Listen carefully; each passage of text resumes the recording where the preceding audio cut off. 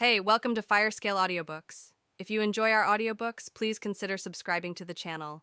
Also, feel free to share your review in the comments section below. The realization slammed into Max like a punch to the gut. He felt like a complete fool. How had he not seen it earlier? Now, piece by piece, everything was starting to fit together. Someone the old Max had trusted enough to leave a video for, yet hadn't shared any details with. It could have only been another family member. And considering that Max had already lost his parents, there wasn't much family he had left in the world. Of course, he would have cherished someone like Aaron. Cherished him so much that he hadn't wanted Aaron tangled up in all of this mess. At the end of the day, there wasn't just one target that the Stern family could strike at. There were two. My brother, Max finally said, voice low with disbelief. But wait, a Stern wouldn't just work as a security guard. Does that mean? I was adopted, Aaron explained, his tone calm but heavy. Which means I'm not truly a member of the Stern family. I was adopted by your parents, Max. By your family, not by the Stern family itself. An adopted family member. It had I been for a long time, Max figured, long enough for them to feel this close, for Aaron to speak about it with such weight.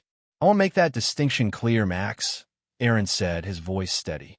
I know this might be a shock to you, but everything I'm about to tell you is the truth. And I hope that by telling you all of this, you'll see you can trust me, because I want nothing more than to help you. Max stayed quiet, letting him continue.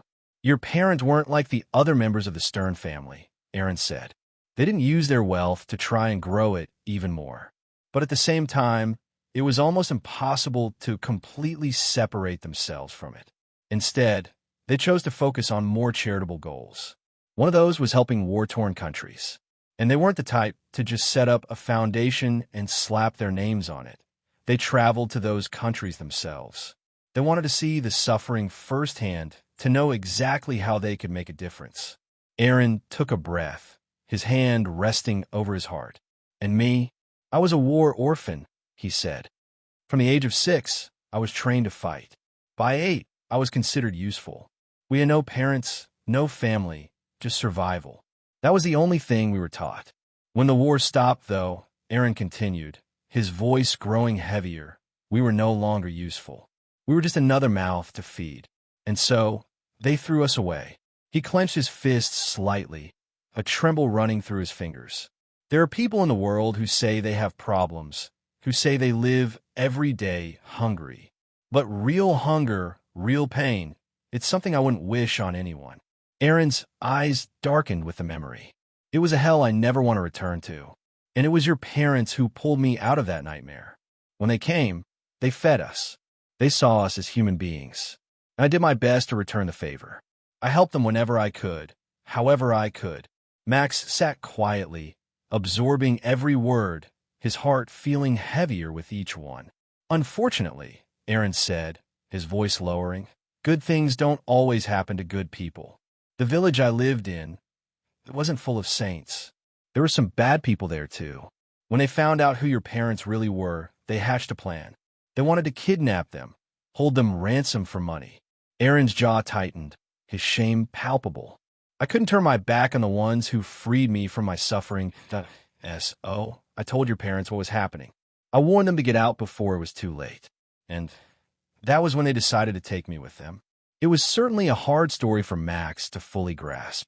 He believed he had grown up with a bad life, but he was reminded in that moment. There were people all over the world that had grown up in these situations that were even far worse than his own. When they brought me back, that is when I met you, Max, you were only 4 years younger than me, but you were excited and accepted me as your brother. Your whole family accepted me. They cared for me and they treated me well. It is a debt that I could never pay back, even over several lifetimes, and then that dreaded day had come. It was now a little over a year ago when your parents had died in a car crash. Both of them taken out. With no one to look after you, I had gone to Dennis Stern himself and asked him, I requested, to allow him to make me your head guard. I promised from that day onwards I would not let the last family member of my family perish as long as they were under my watch, and Dennis had granted my wish. If Max was being honest with himself, he kind of felt bad for not believing in Aaron after hearing him pour his heart out like this. Wait, why am I feeling bad? Max thought to himself. How was I supposed to know all of this? he was the one that kept it hidden, that he was my brother, and no one said anything to me. But still, this certainly does make him more trustable now. The reason why things are so hard for me is because of the position I'm in, Aaron explained. My loyalty is with you, Max, to my family. I will do anything you ask me. And when you made those requests, you didn't ask me as the head of the Stern security team for you. You asked me as your brother. At the same time, though, being a part of the Stern family means there's only so much I can do. This position gives me the ability to look out for you better than if I wasn't connected at all. It gives me more power, but in a lot of ways, it also takes power away. I can't step out of line when it comes to matters involving members of the Stern family, and that leaves me stuck in a very difficult position. After learning all of that, Max decided there was only one thing he could do. He got off the bed and reached out his hand toward Aaron. I understand the tough position you're in. Not just you, but me as well, Max said. And to get out of it, we're going to need to work together. Max's voice was steady, his eyes sharp with resolve. So I'm going to ask you now, no matter what I ask you to do, no matter what kind of help I need you to promise you'll do it. No questions asked. And I'm not asking this as a member of the Stern security team, Max added. I'm asking this as your brother. Will you help me? There was no hesitation. Aaron stood up instantly, a light shining in his eyes as he firmly took Max's hand in his. What do you need me to do? Aaron asked, his face turning dead serious in an instant. Who do you need me to kill? What? Max replied, completely taken aback. When Max woke up the next day, he immediately realized he'd been right. His body felt like it had been pulled apart, every inch of it aching. His muscles were sore, bruises flared with heat, and even the smallest movement sent waves of pain through him. Thankfully, even though it was a school day, he had the day off. That was the first task he'd given to Aaron after their new understanding. He had instructed him to inform the school that Max wouldn't be attending. Judging by how wrecked his body felt now, it was clear he wouldn't be going back for at least a few days. Groaning, Max finally forced himself to sit up, placing a hand against his head as if to stop the spinning. What was that whole thing yesterday? Things got out of control, he thought. Being ambushed, chased by an entire mob of students, ending up at that tiny medical clinic, running into Abby, and finally that talk with Aaron. What was with him yesterday? He could still hear Aaron's voice in his head, replaying over and over, intense and unwavering. Who do you need me to kill? Max muttered aloud, mimicking Aaron's expression, his tone deadpan and flat. I could tell he meant it, every single word. Based on his background, it's probably something he's already done before, and at a young age too. But he doesn't need to go that far. Not against these guys. Still, it's good to have someone like that on my side. A small, almost reluctant smile tugged at the corner of Max's lips. When it comes time to face the white tigers, he might be someone I'll really need. Max knew that a man like Aaron was worth more than gold, far more than anything his wealth could buy. In the right hands, a person like that was priceless. And now, with their relationship reshaped into something new, they'd started putting a few things in motion. Aaron had warned him that the other Stern family members might still be watching closely, waiting for a slip-up. That was all the reason Max needed to act cautiously, and he'd asked Aaron to handle a few important things before leaving. One of the top priorities? Setting up a security team near where Abby lived. Technically, she wasn't his responsibility. Not really. Not this Max, anyway. But knowing that his presence, his actions could endanger someone else was something Max wasn't about to ignore. Especially when he could do something about it. For now, they were using the small number of men Aaron had under his command. There were only 3 at most, barely a squad, but they were discreet, well-trained, and enough for temporary protection. Before I make a move, I'll hire a proper private security team to keep her safe, Max thought, already mentally running through the costs and logistics. That should be more than enough. Dipter is the one most likely to be sent after her, but by the time that happens, he'll no longer be a problem. Still, the team needs to be there in case the Sterns try something else or send someone worse. The plan was shaping up bit by bit. Sitting upright in bed, Max pulled out his phone and opened the Notes app. He began jotting things down, organizing his thoughts, turning ideas into strategies. Every bullet point, every detail mattered. because this wasn't just about revenge or surviving high school. The biggest issue is using the money, Max started to think. I've already used some here and there, but that's not what triggered their response. It's likely the family still doesn't know I've touched the money, unless it's something they can see. So if someone spots a full-blown security team around Abby, then they'll know. And if a high school kid suddenly hires top-tier private security for himself too, then my opponent, whoever they are, will catch on and do the same. So, is there a way to use the money without them knowing? In bits and pieces like I've been doing, an idea sparked in Max's mind. To the other Stern family members, he was just a kid, a teenager, a student who'd never set foot in the real world. That's why they were even using other school bullies to handle their dirty work. If something serious happened to Max, something blatant, they'd risk Dennis, the family head, stepping in. That risk was the only reason they were still holding back. They won't expect Max to act smart. They won't expect him to play like this. It might actually work, but it's dangerous. I'm going to need help. Help of my own. Stretching out his limbs, Max winced at the soreness still aching through his muscles. He had to keep moving. Staying still only made it worse. I'll stay out of school until the weekend hits, Max thought, his eyes narrowing with determination. And then I'll get rid of Dipter. I'll make sure of it. After him comes the real enemy. Then I can finally start using this money like it's actually mine. While walking, Max pulled out his phone and began firing off a few messages. His footsteps echoed softly against the pavement as he made his way to a familiar point on the street. Midday sun warmed his back as he stood there, waiting. Eventually, a man in a red tracksuit appeared, jogging toward him with a slightly rushed expression.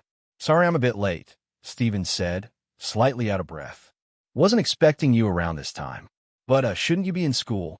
Does that matter?" Max replied, his tone cool and dismissive. "I've got something important to do today anyway."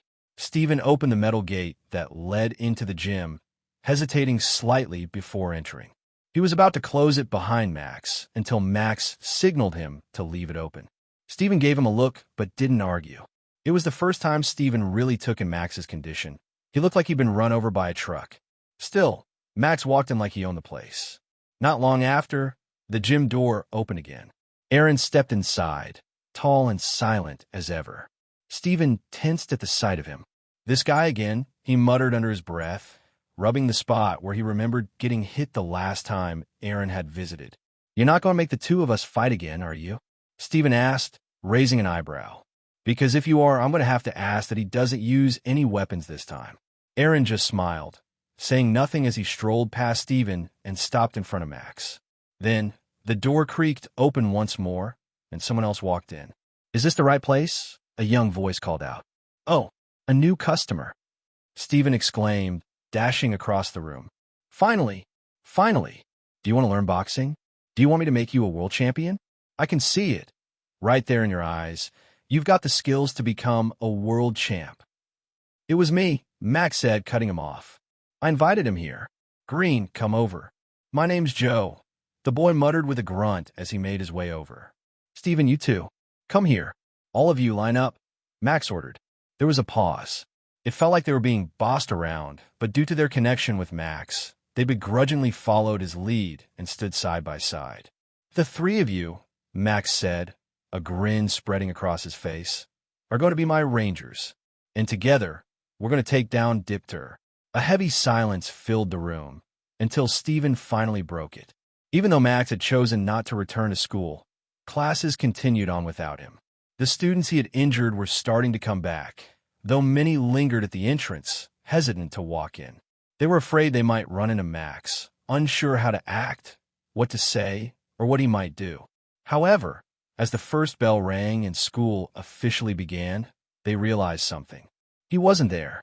For most of them, it was a huge sigh of relief. Still, the absence sparked questions. What exactly had happened? During class, the delinquents began texting each other under their desks, quickly catching up on the latest news. Word spread fast about the incident that had taken place not far from the school itself. No wonder Max hasn't shown up. Yeah, looks like Dipter finally made a move, showed him who really runs this place. I guess that's the end of it. If he's too scared to come back, maybe the rest of you will stop fighting back too. Their fear began to fade, replaced by a rising confidence. As long as Dipter had their backs, they felt untouchable within these school walls. And with Max gone, they believed nothing could stand in their way. Still, not everyone felt the same. The students who had actually fought Max that day, who had seen him up close, couldn't share in the newfound confidence.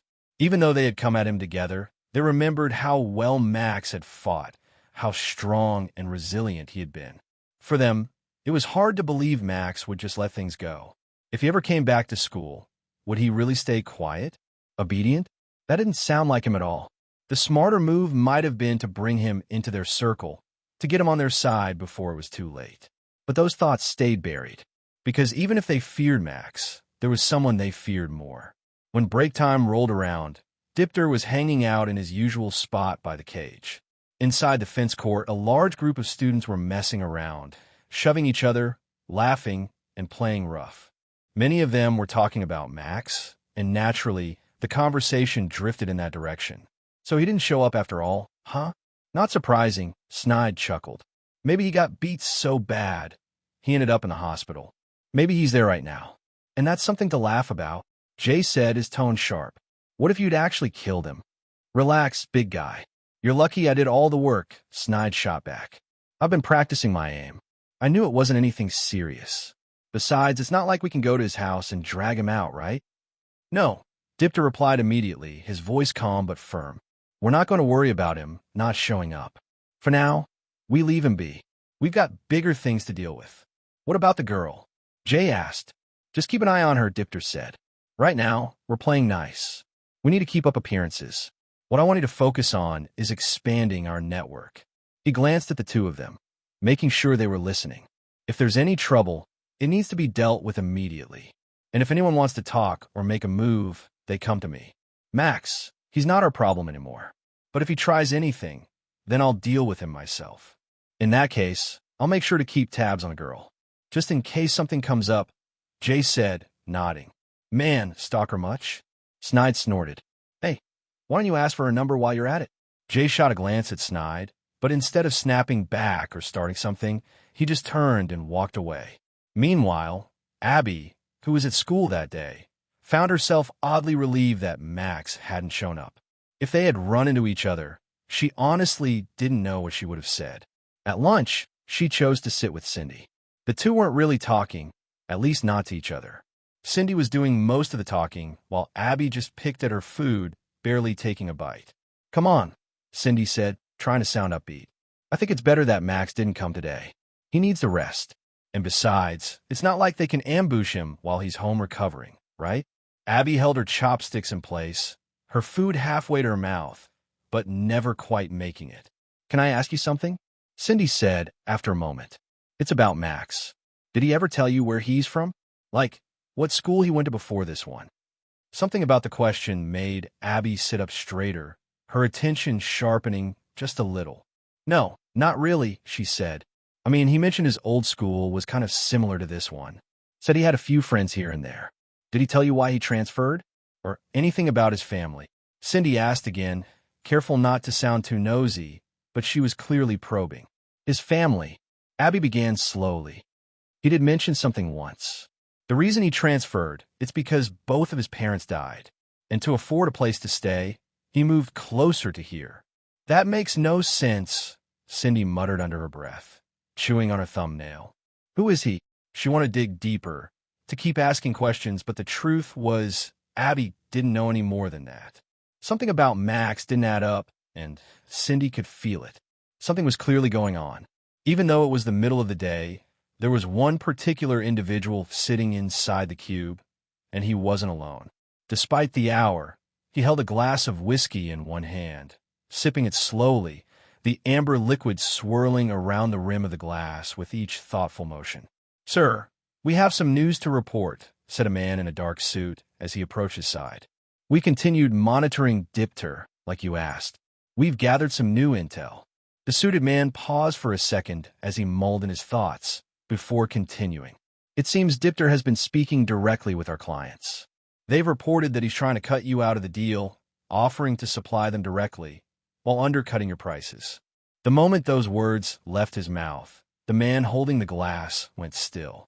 His fingers tensed around it, just short of shattering it in his grip. I knew this would happen. It always does, the man muttered, his voice low and cold. People like them, they start thinking they're too big for the game. They forget the hand that feeds them and start imagining they can do it all on their own. He took another slow sip from his glass, eyes narrowing. They were useful for a while, but now they're becoming a problem. He set the glass down with a quiet clink, his tone hardening. Send the security team. Get rid of them. Yes, sir. The suited man replied with a slight bow before disappearing into the shadows. After school ended, Dipter had invited a select group of people to join him, Snide, Jay, and a few of the stronger members in their circle. As a thanks for handling the recent situation, and in light of the generous bonus they'd received, Dipter had decided to treat them to a nice meal. This was more than just a celebration. It was strategy. He was building a team, not just for influence inside the school, but for something bigger.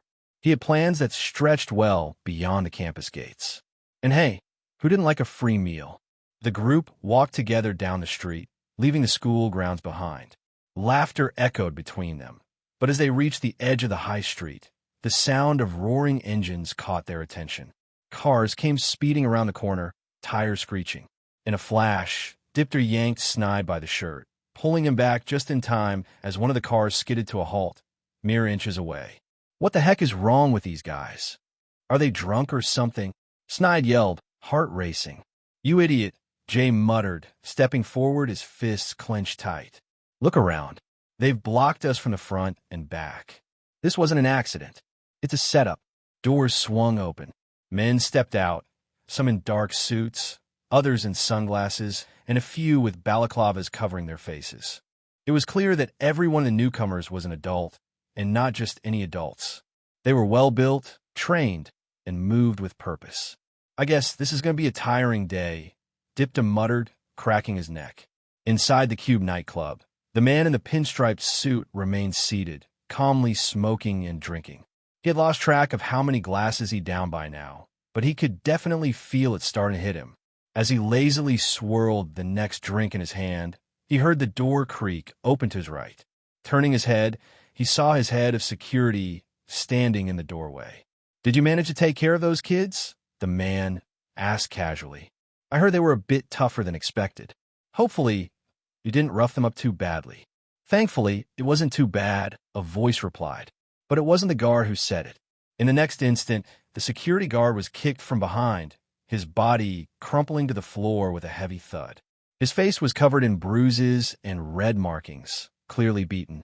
The man in the suit jumped to his feet, startled, eyes wide as he looked up to see who had entered. Dipter? What's going on? We received your little welcoming party, Dipter said, walking in with a calm smile. And we dealt with it. I figure I should personally thank the man who sent me such a thoughtful gift. One by one, the others followed him into the room, stepping in behind their leader. The man in the pinstriped suit froze in panic. His mind raced. These were just high school kids. Sure, they were older teens, maybe even close to adults, but still just kids. And he had sent his real security team after them. Trained professionals. Men hired specifically to protect him. Men who were supposed to handle situations exactly like this. How had these kids managed to beat them? Dipter, listen to me. You have to understand why I did it, the man said with a shaky smile. You stepped out of line. I heard what you were trying to do, going around me, dealing with clients directly. I had to remind you who's in charge. If you hadn't crossed that line, I never would have sent them. Dipter let out a short laugh, shaking his head slowly. Then, without another word, he stepped forward. Standing in front of the man, Dipter reached out, grabbed him by the head, and slapped him hard across the face. Dipter pushed the man down, forcing him to his knees.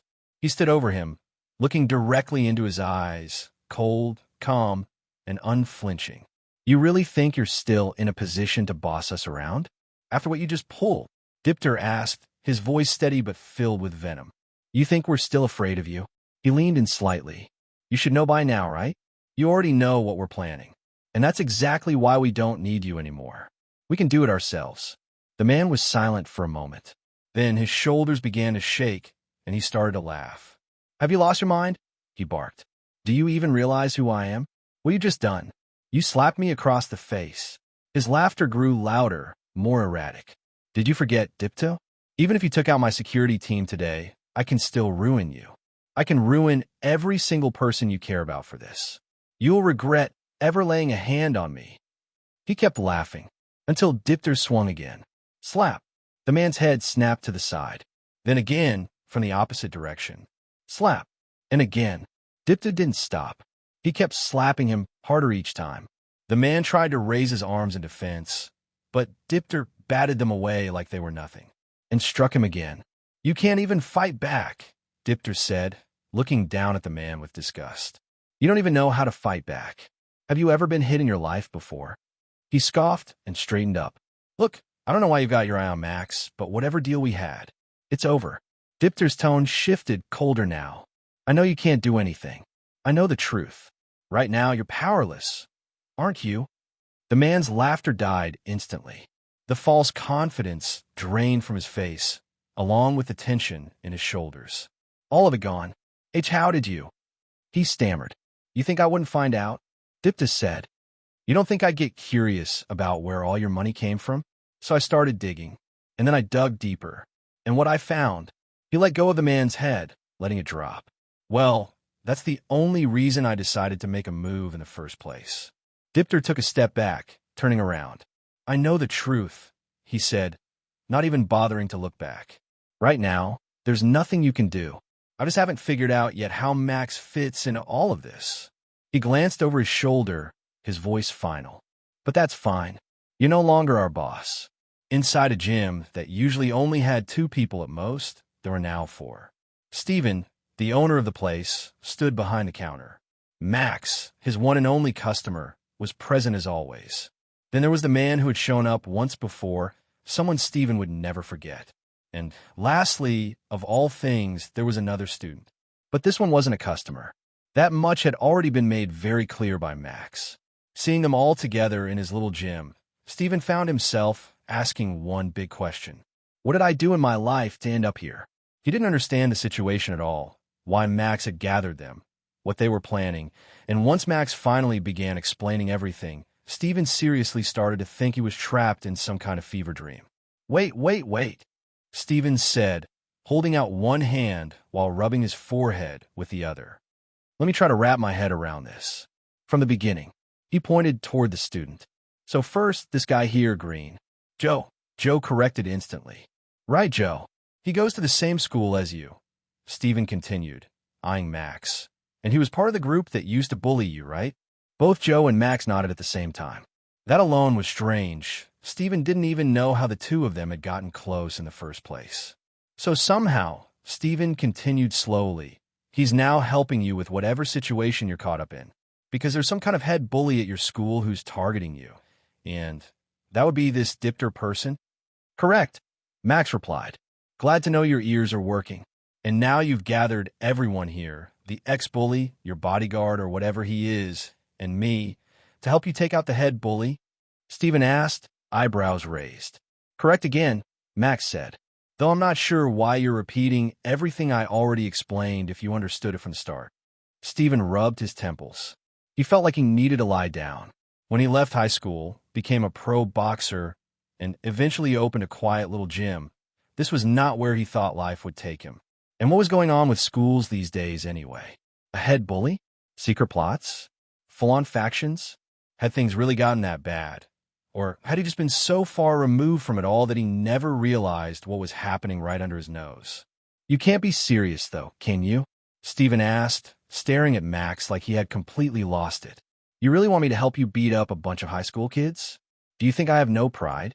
He remembered the last time Max had hinted at something like this, back when he was first asked a strange question that stuck with him. Steven had wondered if Max might eventually ask him to fight his bully. But thinking about it, and actually being in the situation were 2 very different things. You can't think of them as just high school kids, Max said firmly. If you do, this situation is going to get very dangerous for all of you. Steven raised an eyebrow, but Max didn't pause. Dipter isn't a normal student. And the delinquents following him? They're not either. He can rally 50 of them, just like that. All of them loyal. all of them ready to do whatever he says. And they're willing to use weapons, bats, knives, anything. Even Stephen had to swallow hard after hearing that. If anything, what surprised him most wasn't Dipter's army. It was the fact that Max still planned to go up against them, even after laying out how dangerous they really were. I see, Stephen muttered. So you really do need our help if that's the case. I mean, I get it, you want to get back at them. And I guess you can't do it alone, but I really need to think about this. I can't just go around doing stuff like this. His eyes shifted toward the only other adult in the room, the one standing calmly in his glasses, arms crossed, looking like this was just another day for him. Of course he's fine, Stephen thought. Someone like him. Someone who probably uses weapons himself. If there's a fight in a ring, I bet he doesn't even blink. Of course he'd be willing to take down high schoolers. He probably enjoys it. Max had realized something important when he'd faced Snide and his crew. Dipter wasn't just one person. He was an entire group. Even if Max went one-on-one, knocking them down one by one, they'd still keep coming. Dipter wasn't a leader that, once defeated, caused everyone to fall in line. This wasn't some cliché movie. No one was suddenly going to respect Max just because he beat the boss. People didn't like change, and at any given moment, they could, and probably would, turn on him, gang up, and give him another brutal beatdown. So, the only way to stop that from happening, the only way to make sure no one tried anything after their beatdown, was for Max to form a group of his own. A team that would show everyone that messing with him meant dealing with all of them. Because once people knew they'd just get hit again and again, they'd stop trying. The problem was, in the short time Max had lived in this new body, these were the only people he truly knew. The only ones who might actually help him. I'm sorry, but I can't do this. Stephen blinked. Wait, did I just say that out loud? Did my thoughts slip out? But when he looked up, it wasn't him. It was the other student who had spoken. Max, Joe said, his voice calm but firm. I helped you back in the classroom, but it wasn't because we're friends. In that situation, I got hurt. And now, things have gotten worse for me just because I stood up for you. He shook his head. If I keep being associated with you, it's only going to get worse. And now you want to go up against Dipter and the whole school? That's insane. Without waiting for a response, Joe turned and headed for the door. Stephen watched him leave, and something in his gut twisted. But after a long pause, he let out a sigh and walked toward his desk. I think I might be in the same shoes as him, Stephen said. I just can't do it, Max. As the two began walking away, clearly ready to leave, Max stood still, eyes focused. But he had a few final words that made both of them pause mid-step. I'll give you 2,000 for every person you knock out, Max said calmly. They both turned slightly, not sure they'd heard him right. With 50 people, that's 100,000 up for grabs. Inside the gym, only two sounds echoed through the space. The sharp thud of fists hitting pads, one after the other, and the steady chant that came with each strike. Money, money, money, Joe shouted with every punch. Again, Stephen barked, raising the pads. Money, money, money, Joe yelled, throwing his fists harder with each word. With every chant, Joe swung with everything he had, pouring energy into each hit like he was punching straight through the promise of that paycheck. The two of them have certainly changed their tune, Aaron commented from the side. Right, Max said with a small smirk. I expected as much. The moment Max mentioned how much he was willing to pay, 2,000 per knockout, their heads snapped around like magnets. And just like that, they agreed to help take down Dipter. They were so excited Max swore he could see dollar signs sparkling in their eyes. Once they were on board, Max asked Stephen to start training Joe properly. Joe had plenty of street fight experience. He was one of the strongest in his class, but still not on the level of someone like Ko or a few of the others. He had raw power, sure, but not technique. The good news? Most of the students were like that. The ones who were strong, they were just naturally talented. Almost none of them had any real training. With Joe getting some basic training in, he'd at least be a step ahead of the others, and to his credit, he was giving it his all. Stephen's been having financial troubles, Max said as he watched.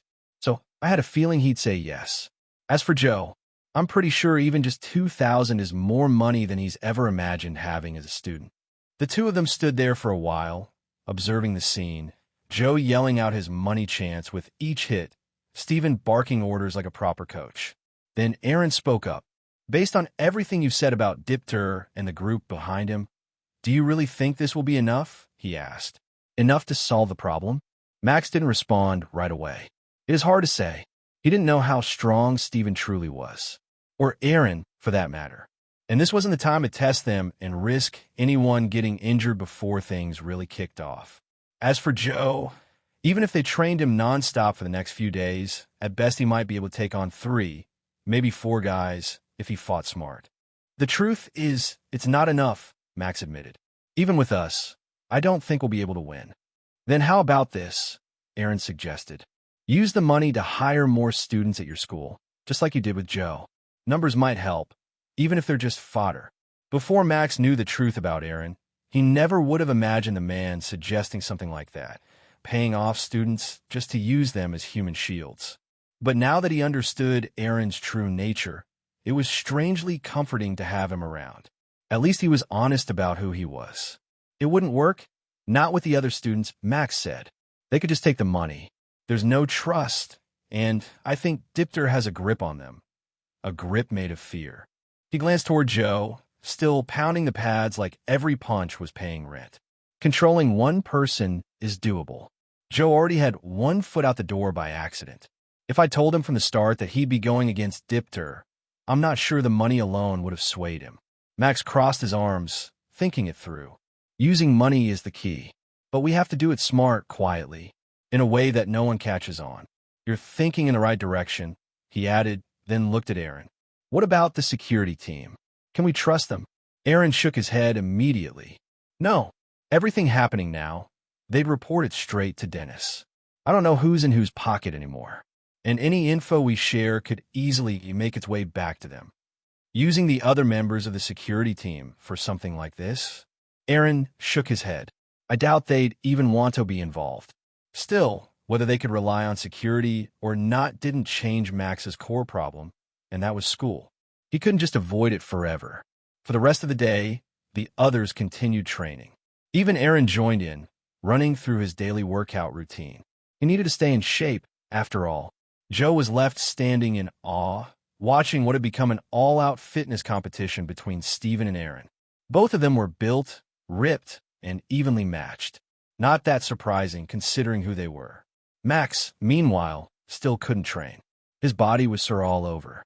But during the downtime, he'd been thinking, and finally, he'd come up with a plan. One that shouldn't cause him any trouble, or so he hoped. All right, everyone, Max called out. That's enough for today. Let's meet up here tomorrow, early, 10 a.m. What? You wanted to skip school again? My parents are going to kill me, Joe complained. Well, you could go to school, Max said with a smirk, and see if Dipter kills you instead. Joe groaned, but he understood. Reluctantly, the whole group agreed to rest for the day. The next morning, when Max woke up, he immediately noticed the difference. His body still ached, but it was manageable now. At least he could move without wincing. It was perfect. His body was just recovered enough for what he had planned today. After getting ready, Max headed to the gym, only to be surprised when he arrived. Everyone was already there, waiting for him. Stephen moved to open the metal railing to let them into the gym like usual, but Max raised a hand. No need. We're not going to the gym today, Max said. We're going somewhere else. A few minutes later, a large taxi pulled up to the curb. Without a word, the whole group climbed in. Joe peeked at the meter after they'd been driving for a while and nearly choked. Wait, it's a 1-hour ride? And at that price? Wouldn't the train have been way cheaper? This is quicker, Max replied, eyes forward. I need everyone ready, because where we're going, anything could happen, so be prepared to fight. The group fell silent. Tension rose in the car. They weren't heading to school, so what on earth had Max planned? Max turned his head slightly, then said with complete calm, We're going to Notting Hill City. Notting Hill City. It was a place dear to Max. His hometown, where he grew up, where he went to school, and most importantly, where he founded the White Tiger Gang and built his first empire. He had been proud of everything he'd created there, until he joined the Stern Empire. Because, as they say, comparison is the thief of joy. The reason he chose this city for today's plan was simple. He knew it better than anyone. Every street corner, every alleyway, every shopfront and shadow. The people, the shortcuts, the secrets. This was his city. I just never expected to come back so soon, Max thought. I always planned to return when I was ready to take it back. But circumstances have changed. So, Max, Joe said, leaning forward from the back seat, are you going to explain why we're going to a completely different city? Because this is starting to feel like the setup for some kind of death game. He narrowed his eyes suspiciously. Like, you're not about to leave us in the middle of nowhere and say first one to escape wins, or tell us we have to kill each other for cash, right? Joe didn't know Max that well. But what he did know was enough to raise red flags. Max had stabbed people with pencils, bribed others to do questionable things with money, and had an uncomfortably deep obsession with Power Rangers. So honestly, it wasn't that far-fetched. If I told you now, Max replied, you'd probably all jump out of the car. I'll explain once we're closer. That didn't exactly reassure anyone. In the back seat, Stephen and Joe exchanged a look before quietly gulping. Yeah, not exactly confidence-inspiring. With a long ride ahead of them, the group eventually settled in and started talking. Or at least, Stephen and Joe did. Stephen began sharing stories from his boxing days. What was like being a journeyman, the fights, the near wins, the brutal losses. Joe listened with surprising interest, occasionally chiming in with disbelief or awe. Stephen spoke about how, back in his boxing days, people would often approach him and ask him to lose fights on purpose, just to make their opponents look good. Equally, Stephen seemed just as fascinated by the bizarre school the others came from. He started asking questions about Dipter, unable to wrap his head around the idea of a high schooler being feared like a mob boss. Come on, Stephen said. A kid that's strong has got to have trained in something. You don't get that kind of fear unless you've practiced some form of real fighting, right? I'm honestly not sure, Joe replied with a shrug. The two by his side, Snide likes using weapons and sneak attacks. He's got no problem jumping people when they're not looking. Kind of reminds me of Max, actually. Max chose to ignore the comment. As for Jay, Joe continued he's a big guy. Real powerful. Looks like he knows some wrestling. Don't think I've ever seen anyone take him down. But Dipto? I don't think I've ever seen him fight. Either that, or the fights end too fast. His opponents are always on the ground, bloody, before anyone even gets there. And honestly, that's even scarier. Max listened closely. The details gave him a better idea of what to expect and who to be wary of. Jay was still a mystery. Max wasn't sure how to read him. If I have to go up against him, especially after saving him, Max thought that could be a real problem. He hoped Jay stayed out of it, because right now, Max believed he was the biggest hurdle. As the ride went on, one question kept bubbling in Joe's mind, and with nothing else to do, he figured now was the time to ask it. Max, I've been wondering, Joe said, how do you even have all this money in the first place? And if you do, why the heck are you even going to our school? Who are you? For the first time during the entire ride, Aaron, seated right beside Max, turned to look at them. The glare he gave could have stopped a charging bull.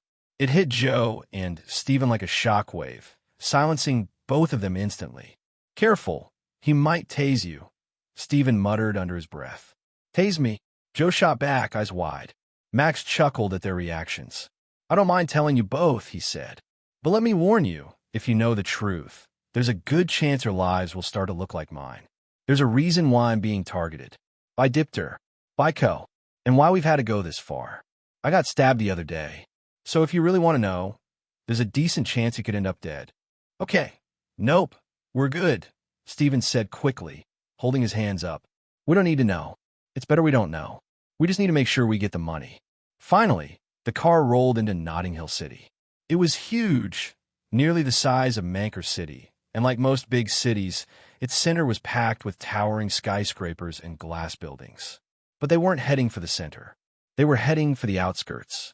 As the car continued, the scenery started to shift. The streets got rougher. Trash littered the sidewalks.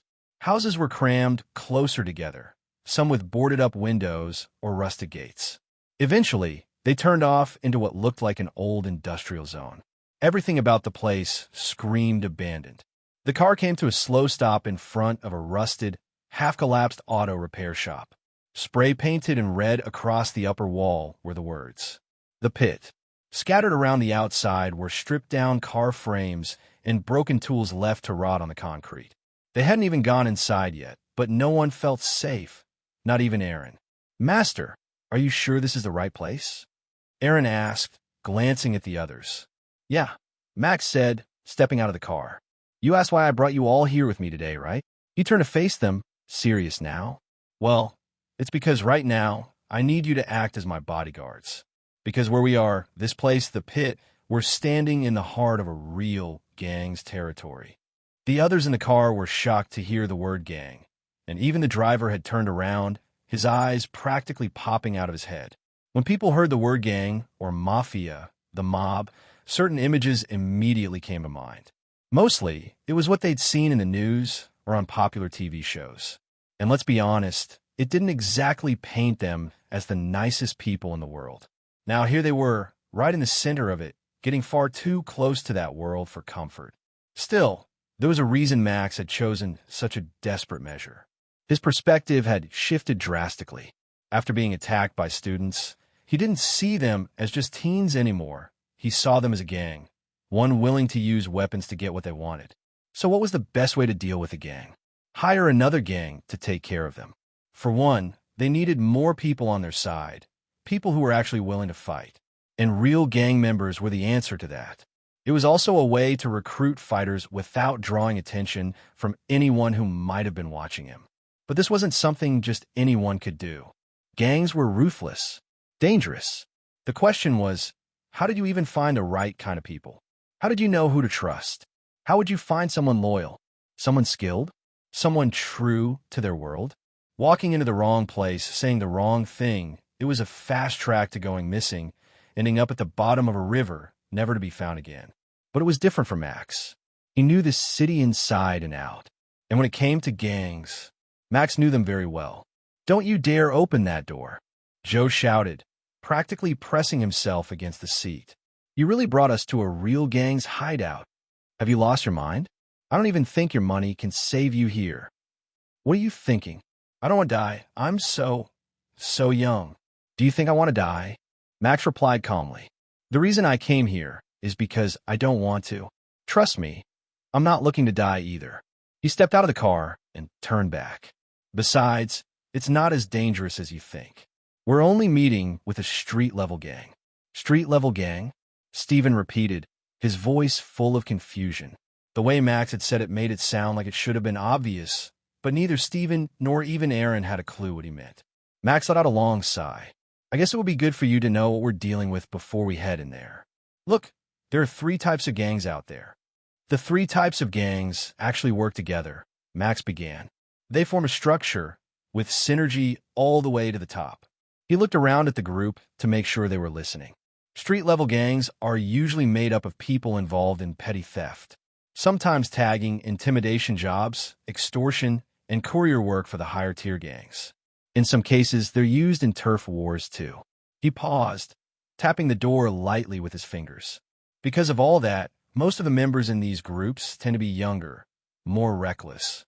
They want recognition from the higher-ups, and they're eager to prove themselves. That's why they'll be perfect for our side. Max reached for the door handle, until Joe raised another question. "Wait, you said 3 tiers, right? What about the other 2? What above the street-level guys?" Max nodded, not surprised by the question. "The second tier above them are the organized groups," he said. "Their main focus is profit and control. They use the street gangs to do most of the dirty work, but when they get involved directly, it's because something big is happening." He leaned back slightly against the car. "They focus on drug trades, black market sales, maybe even underground fighting rings. With the money they make, they've got real influence in the city. Different groups have different priorities, depending on how they operate and where they invest their money. Then lastly, you have the elite syndicates," Max continued. "In some ways, they operate in the same space as the second group, but they're in a completely different league." He glanced at the others, their eyes locked on him. "They have enough power to influence political campaigns, conduct data theft, and some of them even deal in assassinations, among other things. Like I said before, the type of business varies from group to group. But these elite syndicates, they're not to be messed with. Max's tone was dead serious now. They often use the lower tiers, including the organized crews, without those people even realizing it. No one spoke. They were completely locked in, hooked on every word Max was saying. It was like hearing someone reveal a hidden world they didn't even know existed. He knew so much, more than they could have imagined. Wait, Joe finally asked, eyes wide. They really have the power to influence political campaigns? And the news and stuff doesn't report on it, right? Max said, nodding. And remember what I said, it all starts at the bottom. Everything begins with the street-level gangs. He paused for emphasis. Usually, it's the members who move up, shifting between groups as they climb the ladder. But in rare cases, a street-level gang can evolve into an organized crew. And from there, they might be invited to join an elite syndicate. Invited? Stephen repeated, eyebrows raised. That was too much information for Max to give. That's not important, he said. What is important is that today, we're meeting a street-level gang. The group most used to fighting and the easiest to influence with the one thing I have. He reached for the door. Money. One by one, the group stepped out of the taxi. The driver, who had clearly heard more than he ever wanted to, didn't waste a second. He hit the gas and disappeared down the road. The group was about to come face to face with a real gang, and none of them were exactly excited about it. Can I ask you something else? Joe said, glancing at Max. How do you even know all this? It was a question Aaron had been wondering too. After all, Max was someone who couldn't even remember his own family members, but could talk about gang hierarchy and underworld operations like he wrote the rulebook. Max didn't answer. He just kept walking ahead. But the answer was simple. The White Tiger was an elite-level syndicate, and Max was their leader. The entire group continued walking through the abandoned auto garage. All around them were the rusted skeletons of old cars, stripped down to their frames and left to decay. They followed the noise ahead, a loud, rowdy group just beyond the shop. Stephen and Joe twitched at every sound, constantly looking over their shoulders like someone might jump out at them at any second. Doesn't matter anyway, Stephen said, trying to hype himself up. Even if they do rob me, I'm already in minus money, so it's not like they can take anything else.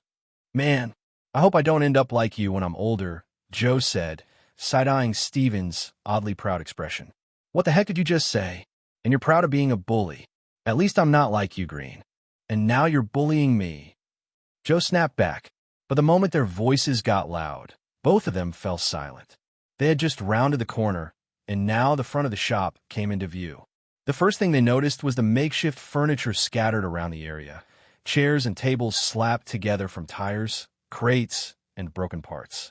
A beat-up stereo system sat in the corner, blaring music from an old speaker that looked like it was powered by a hacked-up generator barely holding on. There were about 12 people in total, both male and female, dressed in their own chaotic, individualized styles. Just like Max had said, most of them looked to be on the younger side. Barely in their 20s, the group lounged around, drinking and joking loudly, but among them, one person stood out. Toward the back, slouched in a beaten-up sofa, sat a young man dressed in a black tracksuit. He didn't look particularly muscular or athletic, but his sharp, narrow eyes stared straight ahead, unblinking. His lightly orange-colored hair might have been what people noticed first, but what really made him stand out was the cold, unreadable look in his eyes. As Max's group stepped further into the open space, every single person turned to look. Except him. The man on the sofa didn't so much as flinch. The loud music blaring from the speaker was quickly shut off by one of the gang members, and nearly all of them bent down to grab something off the ground. Some picked up bricks. Others rusted iron pipes. A few simply stuck out their tongues and grinned in twisted amusement. Look at this group of wannabes. One of the guys laughed, pointing his iron pipe at them. Where'd you all meet? A costume shop. You couldn't look more mismatched if you tried. Max had to admit, the guy wasn't wrong. Both he and Joe were still wearing their school uniforms, meant to make them seem less threatening. Stephen was dressed in his signature red tracksuit. Meanwhile, Aaron stood tall in a full black suit like he'd just walked out of corporate boardroom. It wasn't just their clothes either, it was their whole vibe. Each one of them looked like they'd come from a completely different world. Unlike the group standing in front of them, Max's crew clearly looked like an odd mismatch. "I'm here to talk to the leader of the pit," Max said in a loud, confident voice. "I have some business." The man with the orange hair slowly raised his hand, then made a subtle gesture for them to come forward. Max obeyed, stepping ahead with Aaron walking at his side, never falling more than a pace behind. As they moved closer, they stopped when they were around 3 meters from the man. The rest of the gang had now circled around behind them, boxing them in. 2 more stood at the leader's sides. They were surrounded. And yet, Max had to admit, compared to the atmosphere back at school, this situation didn't feel quite as tense. The fear he'd felt there, it still lingered stronger than here. "A school kid wants to do business with us. The pit," the leader said with a mocking tone. "You do realize we're not just some low-tier crew who works for anyone, especially a bunch of lemons like you." His voice was steady, cold, and laced with sharp amusement. "How do you even know about this place? How'd you find our hideout?" It wasn't like someone could just Google the Pit Gang and find directions to their base. In the underworld, making contact wasn't easy. Usually, the gang found you, not the other way around. And even then, it was always through someone who knew someone who knew someone, followed by vague arrangements through burner phones or coded messages. But for someone to know exactly where their hideout was, the entire Pit Gang was on edge because of it. "You don't need to ask any questions," Max said firmly. "That's not your job. I'll give you a proposal, and you just need to decide whether you're willing to take it or not." "What is with this guy?" One of the girls from the gang scoffed from behind. She took a step forward, but the leader raised his hand to stop her. "But Wolf," she protested, "he's acting like he's on equal footing with you. He should have come with a gift or been begging. The fact that we haven't broken their legs just for showing up." "Just tell me the proposal," said Wolf, the leader of the pit. 100,000, Max said plainly, dropping the number first. "To be shared among all of you." That got their attention. Immediately, the entire gang's mood shifted. Even the angry girl fell quiet, realizing this wasn't just some punk playing tough.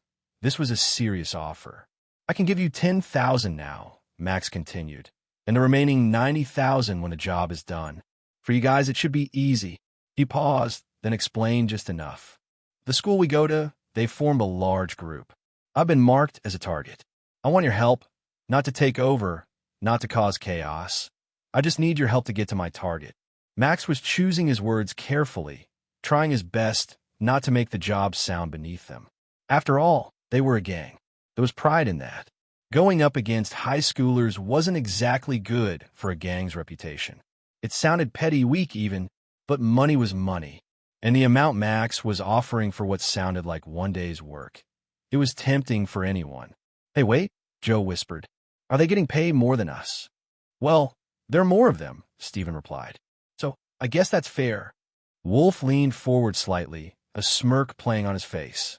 "You know," he said, "there's another way I could get that money." The group stiffened.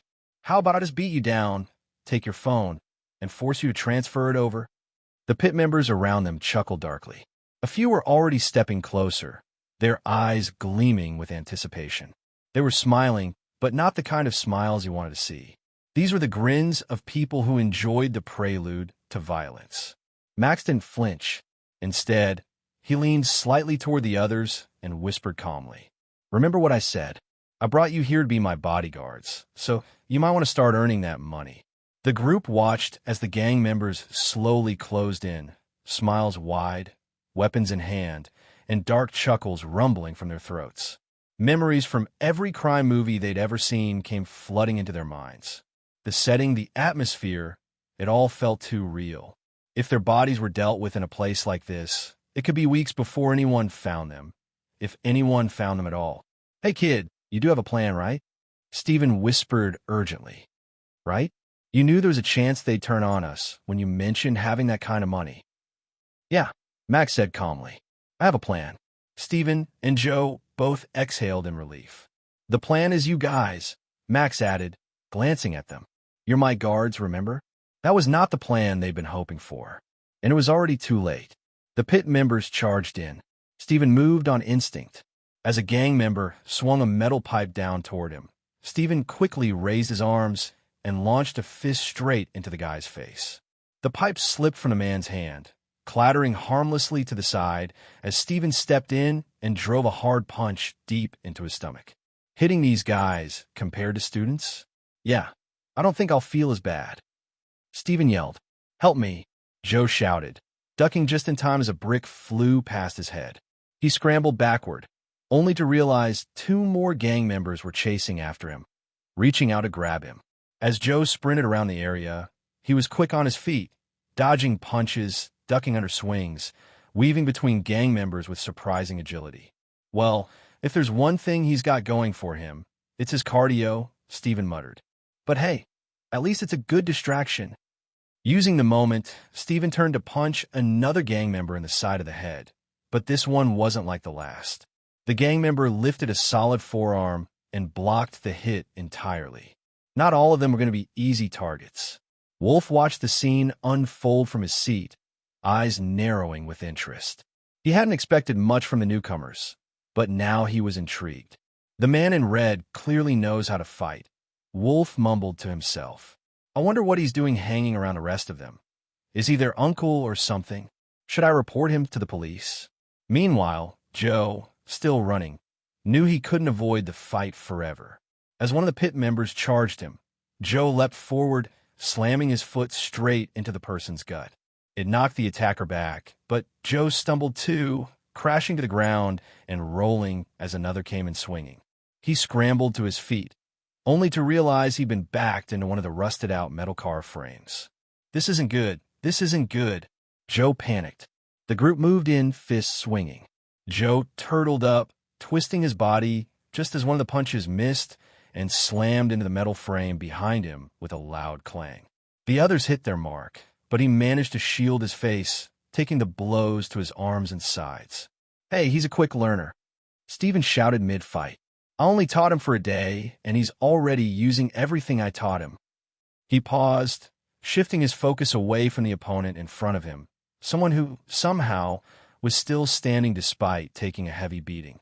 Instead, Stephen moved in toward Joe, launching a swift uppercut into one of the gang members who had been relentlessly attacking him. Then he spun and threw a fist toward another, only to stop just short of the guy's face. How about you join the gym? Stephen asked with a grin. The pit member, stunned for a second, suddenly retaliated, swinging at Stephen with wild punches. But Stephen dodged them with ease, pivoting, swaying, and weaving like a pro. You're talented, I mean it, Stephen added, ducking under a punch. And hey, if you do join the gym, I'll take care of this guy for you. Yes, yes, yes, Joe yelled as he scrambled out of the way. I'll join. From his position, Max had been keeping a close eye on everything. Stephen really was strong, in every sense. Not once had he been hit, despite all the attackers coming for him. And Joe, well, Joe was less useless than Max had expected. Still, they were fighting against people who knew how to fight. This wasn't some schoolyard scuffle, which meant one thing: they couldn't afford to underestimate them. The ones Stephen had hit, guys who had looked like they were down for the count, were now starting to get back up. They shook off the blows, steadying themselves, ready to go for round 2. And since there were plenty of them, not all of their attention was on Stephen and Joe. 2 of the pit members broke from the group, weapons in hand, charging straight toward Max. But as they ran, Wolf noticed something strange. Why? Why isn't he afraid? Wolf thought. He's not even looking at the fight. He's looking at me. He's been staring at me this whole time. He didn't know the reason, but he had a feeling he was about to find out. Just as the 2 attackers closed in on Max, a figure stepped in front of them, swiftly, almost as if he had appeared from nowhere. It was Aaron. In one fluid motion, he lifted his leg and slammed it sideways into the first attacker's kneecap, causing the man to scream out in pain. As the second one swung an iron bar downward, Aaron dodged to the side, grabbed the man's arm, extended it fully, and with a brutal twist downward, used all his weight to crush the elbow. The crack echoed through the air, followed by a howl of agony. The second attacker rushed in, enraged by the sight of his ally being maimed. Aaron reached into his suit and calmly pulled out his baton. In a flash, he swung it, knocking the incoming iron weapon aside. Then, shifting his stance, he brought the baton down hard on the attacker's arm, hitting so forcefully that the weapon clattered to the floor. Without a second of hesitation, Aaron struck again, this time into the man's ribs. The attacker grunted, instinctively lowering his arms to cover his side. That was all the opening Aaron needed. With a final swing, he smashed the baton upward, right into the man's chin. The hit was so strong it lifted the attacker clean off his feet before he crumpled to the ground in a heap. Aaron stood still, positioned protectively in front of Max, eyes sharp and posture composed. "I've failed you too many times already," Aaron said quietly. "But as long as I stand physically at your side, I won't allow a single person to lay a hand on you, Master." Max had stood still the entire time. Ever since he and Aaron had shared a particular conversation, he'd begun to notice something. He actually felt safe around him. Since the moment they'd entered this place, Aaron hadn't been more than a foot away from Max. And for the first time, Max truly felt like he had a real bodyguard, one worthy of the Stern family name. Part of the reason Max hadn't moved was simple. His shoulder was still heavily sore, and he didn't exactly want to fight. But beyond that, he knew it was better for his position right now to look defenseless, to let his people speak for him. "Aaron is more talented than I thought," Max admitted inwardly. He took down 2 armed opponents with barely any effort and without a hint of fear. It's hard to know what to expect from someone given the title head of security, but clearly, he didn't get it just because he's my brother. It made Max wonder, did the rest of the Stern family know how dangerous Aaron really was? If they did, they'd try everything they could to separate them, to isolate Max, because someone like Aaron was a threat to them. School's the key, Max thought. If I can fix what's happening there, then everything else will fall into place. "Stop!" A voice suddenly roared. It was Wolf, rising from his seat for the first time. Immediately, the rest of the gang halted their attacks, pulling back and gathering around him. One of them even went to retrieve the man whose arm had been broken. "How the heck did you end up like that?" One of them grumbled, half in disbelief. "It was that arsehole in the glasses," the injured guy groaned as he was eventually dropped onto a pile of old tires. "You want to make a deal, and then you hurt my people?" Wolf asked, his tone calm, but edged with warning. Out of everyone present, Max only had eyes for him. Wolf. He was the only one Max truly cared about in this situation. He'd heard of Wolf before. In his past life, he'd even seen the guy's fighting skills firsthand. The rest? Fodder. Nope, better than the delinquents back at school. But Wolf, if Max could get him on his side, that would change everything. Because once Wolf joined the fight, that's when the real test would begin for Aaron, for Steven, and for everyone else. "You were the ones that attacked us," Max replied, keeping his voice steady. "You could try and take what I'm offering by force, but as you've seen, a lot of people will get hurt in the process." Wolf smiled, slowly reclining back into his seat. "The fact that you've got those people around you, and still came asking for help, tells me this isn't going to be an easy job," he said. "I can tell, just from the size of the payment." He brought his hands together, elbows on his knees, leaning forward slightly. He was thinking it over, and then he spoke again. "Tell you what," Wolf said, "why don't you tell me how you managed to find this place?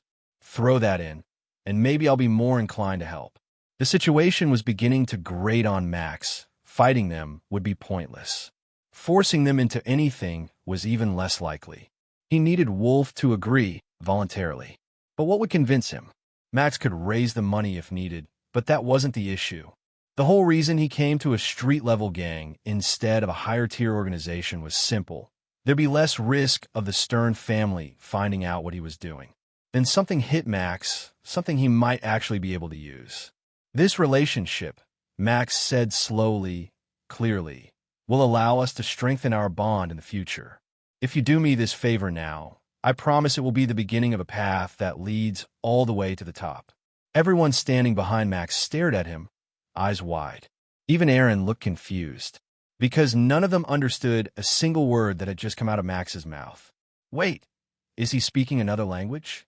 Joe whispered. "Yeah, kind of sounds Russian," Steven replied, thinking back to some of the opponents he'd fought in the ring. "You have any idea what he just said?" "No clue. Total guess on my part." Back in his previous life, Max had worked through all kinds of business deals, some local, some international. During that time, certain phrases and foreign words stuck with him. In particular, he'd always found it more respectful and effective to learn bits of the language spoken by his partners. Now, he just used a phrase that had once been spoken to him. "You know how to speak my mother tongue?" Wolf asked, responding in the same language, one that left everyone else in the room completely lost. Max shook his head. "Only a few words. Not enough." Then he switched back to English. "But I meant what I said." Wolf sat in silence, deep in thought. The others around him didn't understand what had just happened, but they could feel something shift in the air. Finally, Wolf nodded. For some reason, he said, "I feel like interesting things are going to happen with you." He stood up, extending his hand. "Fine. Let's start our partnership between us, the pit, and... Who even are you guys?" This was an important point in Max's journey. In the underworld, names carried serious weight. A name wasn't just a label. It was a symbol, a banner that others could rally behind or fear. The weight of a name could make other groups take you seriously. Sometimes, the right name could win a battle before it even began. The name White Tiger, that one was off limits now. It belonged to a past life. A life Max couldn't step back into. Not yet. But if he was going to build something new, if this was the beginning of his next empire, then it was time to create a name of his own. He hadn't thought much about it until now, but he had always planned to form his own group eventually. And maybe this could be the place it started. "My life has changed a lot," Max thought. "Let's choose a name that reflects that." "We're the Billion Bloodline," Max said. A wave of chuckles rippled through the pit members the moment they heard the name. "Enough," Wolf barked, instantly silencing them. "Any name, no matter what it sounds like, deserves respect. It might sound stupid today, but tomorrow it could be a name none of you would dare to speak aloud." The name Max had chosen was more than just a title. It was a reflection of what he was going through. He needed to accept his new life and use everything in it to his advantage. What stuck with him most was the amount of wealth he had at his fingertips and the way he intended to use it to build a new empire. That wealth had come from his bloodline, so mixing the two ideas together felt perfect for this new beginning. "It wouldn't it have been better if he, brainstormed the name with us first?" Joe asked. "And wait, are we officially part of this billionaire bloodline too? Are we like a crew now?" For someone like Joe, who'd just been another delinquent under Co., the whole thing actually sounded exciting. Being here in front of a real gang was terrifying at first, but now it felt like he was living out the version of life most delinquents only fantasized about. In a way, school had just been a smaller, safer version of the real underworld waiting outside its gates. Billionaire bloodline, huh? Makes us sound like some high-class crew, Steven said, raising an eyebrow. "And I'm anything but wealthy." "Huh. Yeah, if you made a gang, it'd be called the Broke Bloodline," Joe laughed. He was immediately rewarded with a slap to the back of the head from Steven. "All right," Wolf said, rising to his feet. He looked serious now, ready to move. From here on out, the pit agrees to work with the billionaire bloodline for this task. "It's okay, I'll come to you," Max said. "I need to send over that deposit payment anyway."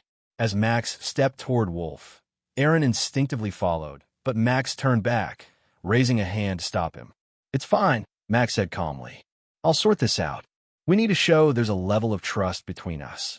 If they break that trust, they'll ruin their own reputation. No one would work with them again, and they'd spend the rest of their lives stuck dealing in petty crime, stealing and selling car parts just to survive." Some of the pit members grunted, muttering complaints under their breath, but they knew he wasn't wrong. When Max reached Wolf, he sat down on the battered sofa and extended his hand. Wolf accepted it, sealing the deal with a firm handshake. The two of them continued talking as Max pulled out his phone, requesting Wolf's payment details to send over the agreed deposit. While that was happening, Aaron turned his gaze back toward Joe and Steven, who, as always, were still bickering between themselves. Eventually, Aaron walked over to them. "Hey, good job messing those two people up earlier," Steven said, offering a nod. "I think that might have been what stopped the whole fight from spiraling. I'm still not happy about you cheating in our match, but credit where credit's due." "Don't suck up to him," Joe chimed in. "He's not the one handing out the money." Steven clenched his teeth, but reminded himself they're just kids, immature kids. It was just nice seeing someone else on the receiving end of your attack for once, Stephen muttered. You're also quite talented, Aaron replied, his tone sincere. I believe it will be beneficial for you to continue teaching your student for Max's sake.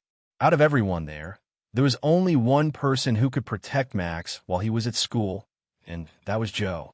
There would be times when Max might need an ally on the inside, which was why he'd chosen his words carefully. There's something else I wanted to ask you, Max said. Do you study Russian at your school? Russian? Not that I know of. Maybe a bit of Spanish, or was it French? Joe shrugged his shoulders. Honestly, no one pays attention in those language classes. You don't say. I wonder how he managed to speak it then. Maybe he's just watched too many movies or something, Stephen replied. The question Stephen asked was the same one Aaron had been silently pondering. A man with no memory, suddenly able to speak Russian? Knowing about this hidden location in a city he barely visited? Had so much happened to Max that Aaron didn't know about? And if that was the case, was Max really telling the truth about his amnesia? Because the more Max talked, the more things weren't adding up. Back at the makeshift sofa, Max had just finished exchanging details with Wolf. Two things had been completed. First, the deposit payment had been transferred with ease. Second was the exchange of contact information. That part was crucial, especially since they were operating between different cities. Now Max had Wolf's number, and vice versa. So, you're planning to strike this weekend? Wolf asked, leaning back. Send us a message the day before. Nothing should come up, but just in case you need to abort, we'll hold position. We'll meet you at the train station and go from there. Is this everyone you have? Max asked, scanning the group. It is. 10 people, Wolf confirmed. Though one's been injured, a little too much. Will that be enough? Depends on how strong you are, Max joked, and it actually got a small smile out of Wolf. Still, as Wolf looked at the young man sitting across from him, something didn't quite add up. His body, his presence, it didn't match his mannerisms at all. And the way he spoke, it didn't feel like he was talking to a high school student. Then, in the middle of that thought, Max interrupted. There was something else I wanted to ask you, Max said, his tone shifting slightly. There was a very specific reason that out of all the groups he could have chosen, Max had picked this one in particular. I want to ask you about the White Tigers. With Max having once been the head of the White Tiger group, he knew a lot of street-level gangs. There were many he could have chosen from. He didn't pick the pit by accident, and Wolf's excellent fighting skills weren't the only reason he'd made that choice. It was because the White Tiger gang had used the pit in several past operations.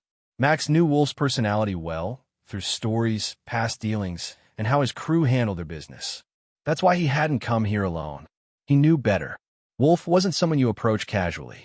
Now that everything had been settled, Max finally had the chance to ask someone who'd been fairly close to the White Tiger gang, face to face.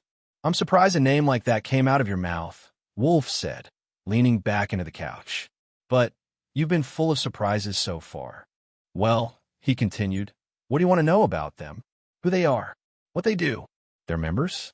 Depending on what you're asking, I can't just talk about them freely. You know how it is, it might cost you. Whether that's in money or blood. It was the exact response Max had expected. As you know, I'm not for Notting Hill City, Max said. So, I just want to know, based on recent changes, does the city feel different? Has there been any big movement? You don't have to give me much, just what the word on the street is. Recent changes? Wolf echoed. Then he nodded slowly.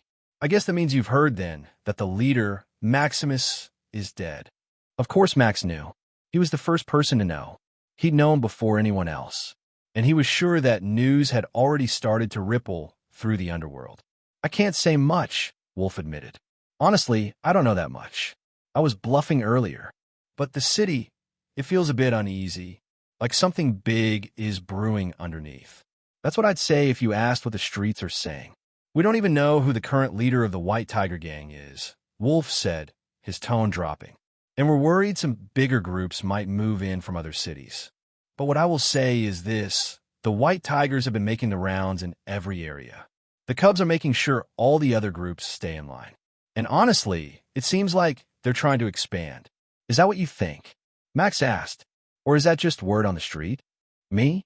I don't really think much, Wolf replied with a shrug. Well, maybe just one thing. He leaned forward. If their leader died, why the hell isn't the group trying to find out who did it? Everyone thought there'd be a full-blown war with one of the rival gangs. But nothing. Silence. And then, boom, they're expanding? That just doesn't sit right with me. Max knew the obvious answer. If the ones who took him out were part of the White Tiger gang itself, then of course there would be no reason to look for the killer. He wasn't yet 100% certain he'd been betrayed, but the gang's recent actions, they were painting a clearer picture. And that picture was starting to confirm his worst fears. "Thanks for the information," Max said, standing up. "I know you didn't have to share it." "Hey, I answered your question," Wolf said, stopping him. "Don't you think it's only fair you answer one of mine?" Max turned slightly, his expression unreadable. "I'm not going to ask who you are," Wolf continued. "I know you've probably got your reasons, your limitations. But what's a high schooler doing walking around, asking me questions about the White Tiger gang?" Max paused, then kept walking. As he passed, he looked back over his shoulder and gave Wolf a small smile. "If I told you that," Max said with a small grin, "then I might have to kill you." The phrase wasn't spoken in English. It was a line often used within a particular circle. A circle that Wolf was very familiar with. It wasn't a threat, and Wolf knew that, which is why he burst out laughing. "Let them go. Our business is done here. Contact me when you're ready." The rest of the group didn't need to be told twice. They were more than happy to get out of the area. The odd bunch huddled together and started walking away from the pit's hideout. After a few turns through the cracked pavement and faded paint of the retail park, they hit the main street again. Max pulled out his phone to call a taxi, and the group stood waiting. That was intense. Joe exhaled, finally letting go of the breath he'd been holding. "But the worst part is we're going to have to see them again. And next time, they'll be our allies," Steven added with a groan. "Oh man, I feel like I'm going to have to wear a mask or something. An adult like me can't be seen going around beating up students." Everyone had their own issues, their own worries, but things were finally starting to fall into place. "We have our Rangers now," Max said, watching as the car pulled up in front of them. "Now we just need to make sure everything is ready before we act." He turned around, taking one last look at Notting Hill City. There was a good chance it would be a long time before he returned. Back at the pit, the music was booming again. Drinks were out, laughter filled the air, and the gang had already started celebrating. In their eyes, it was an easy job with a big payday. They had every reason to party. One of the female members, Sandra, came over and sat down next to Wolf. "Should we inform the White Tiger that we're taking the job?" she asked. "That's what we usually do, right? Just to make sure there's no conflict of interest." "No," Wolf replied flatly. "I think it's best we keep this one to ourselves." Then his eyes narrowed slightly. "But what I do want you to do is find out everything you can about that kid." A few days had passed at school, and eventually it was Friday again, the last day before the weekend would roll around. Abby found herself constantly walking down the hallways, each time hoping, just hoping, that maybe she'd see Max back in the room again. But it never happened. While her head was turned, distracted by her thoughts, she accidentally bumped into a student right in front of her. She nearly fell backward, her books slipping from her arms and scattering across the floor. "Sorry about that," Abby said quickly. "I wasn't paying attention to where I was walking." The student she had run into knelt down without hesitation, picking up her books and handing them back to her. "Thank you," Abby said, slightly flustered. "No worries. Just be careful." "Yeah, I will. I'm sorry for bumping into you again." "Not that," the student replied, his tone a little more serious. "You know the school's dangerous. If you notice anyone following you, you should be careful. In a school like this, it was rare to see someone act so nicely." With a polite smile, Abby gave him a quick nod and hurried off. Behind her, the student, Jay, watched her walk away. "I have a weird feeling something's going to happen soon," Jay muttered under his breath. "But maybe it's for the best if nothing does." It didn't take long for Abby to meet up with Cindy in class. As she dropped in her seat, she let out a long, heavy sigh. "What's wrong?" Cindy asked. "Max not here again? You know you have his number. You could just message him and ask what's going on. Our last conversation was just a little awkward, you know," Abby said. "But you're right. I can't just leave it the way it is. And on top of that, she hesitated, lowering her voice. I don't know if it's because of what happened that day on the high street, but things have just felt weird, strange. I feel like people are almost following me. Her fingers fidgeted with the edge of her sleeve. Even outside my house, it's like there are people just hovering around. It's just your imagination, Cindy said quickly. You're over-worrying as usual. Anyway, I'll tell you what you could do. Why don't you surprise him this weekend? You know where he lives, right?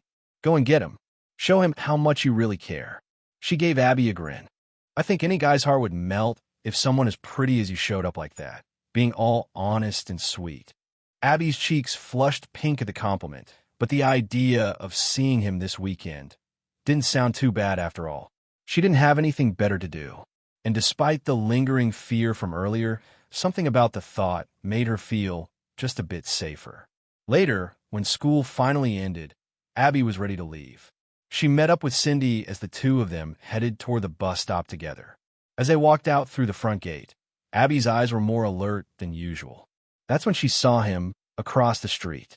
A sharp-looking man, standing still in a neatly pressed suit, just watching the school from a distance. What are you looking at? Cindy asked, turning her head, then froze when she saw the same man. I thought you were already head over heels for Max, Cindy teased. That man's handsome, sure, but you don't need two of them. And that is a nice-looking suit. Maybe I should be the one going after him. Don't you remember what I told you? Abby replied, eyes still fixed across the street. About the strange people hanging around lately. I think he might be one of them. Standing silently on the other side of the road was Aaron. His eyes weren't on Cindy. He wasn't distracted.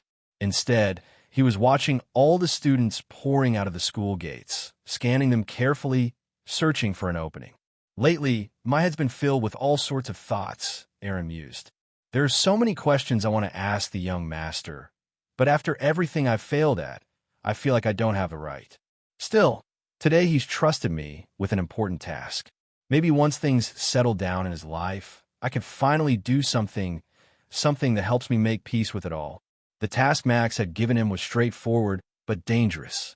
Find out where Dipter and his group hung out. According to Joe, the group held regular meetings on weekends. After each one, the students would split up into large teams, delivering packages to different locations and people.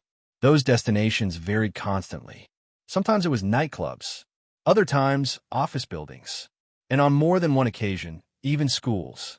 The more Max heard about Dipter's operations, the more it all sounded like just another street gang. The key problem, though, was that the meeting place for all the students changed every time. Joe, having distanced himself, was no longer part of these gatherings, which made information scarce. There had been a suggestion from the group. Why not just go after Dipter directly? Take him out first, then pick off the rest of the group one by one. But Max had made his reasoning clear. He didn't just want Dipter. He wanted everyone who had been involved in attacking him that day. And because of the situation surrounding the school, he needed to handle it all at once. Finally, after hours of quiet surveillance, Aaron spotted his target. He was looking for someone specific, bandages wrapped tightly around both hands. It was Co. Aaron tracked the group as they made their way into an arcade. They spent what little coins they had left, loitering and laughing like everything was normal. Eventually, the group slipped into the public restroom together. Once inside, they pulled out cigarettes, clearly intending to take over the space and chill there for a while. That's when Aaron walked in, silent, precise, and deadly. What the heck? Co shouted, turning with wide eyes as he saw the man in a clean black suit step inside. What's a businessman doing in the arcade toilet? He jeered. You come here to look at our wieners? Or something? Aaron wasted no time. His fist crashed across one of the students' faces, sending him stumbling. With his other hand, he grabbed the back of the boy's head by the hair and yanked it down, driving his knee hard into his throat and dropping him to the floor. Those who've bullied the young master for so long. I've been meaning to do this for a very long time, Aaron said calmly. Also, I was told you might be especially frightened by this. He pulled out what looked like a regular pencil. But the moment Co saw it, his face went pale, and in an instant his leg went weak. A dark stain spread down his pants, and a foul stench filled the air. Aaron blinked. He had no idea why a simple pencil would cause such a reaction. But it had been advice from Joe, who, knowing what Aaron had been tasked with, had assured him it would be effective.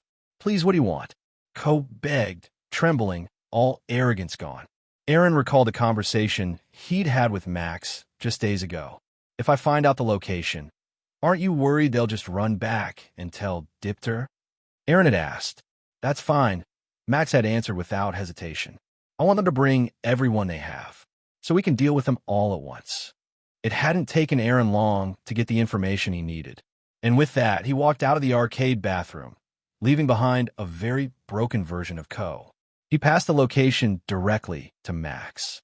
The night came to a close, and finally, the weekend arrived. It was the day they would act. The weekend had finally come. It was Saturday, the day Max had set for himself. He couldn't delay it any longer. Things had become too dangerous. The way life was now, he couldn't live it how he wanted, not how he needed to. His body had mostly recovered from what happened at school. The soreness was gone, but he could still feel the spot where he'd been stabbed.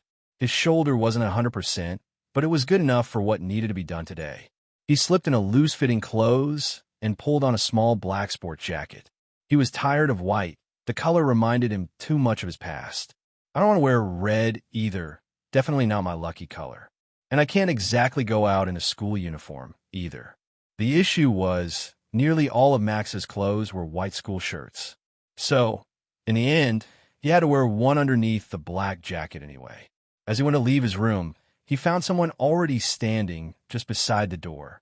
It might have startled anyone else, but Max had expected it. "And how long have you been standing out there this time?" Max asked calmly. "Just 30 minutes, Aaron replied. "I needed to make sure no one was planning anything." He stood firm, dressed and ready. "I know you changed your mind about hiring that security team," Aaron added, "but I still have the others watching over the woman for you." "Good. I don't want something else to worry about," Max said. "But once we're done, get a proper security team to protect her as soon as possible."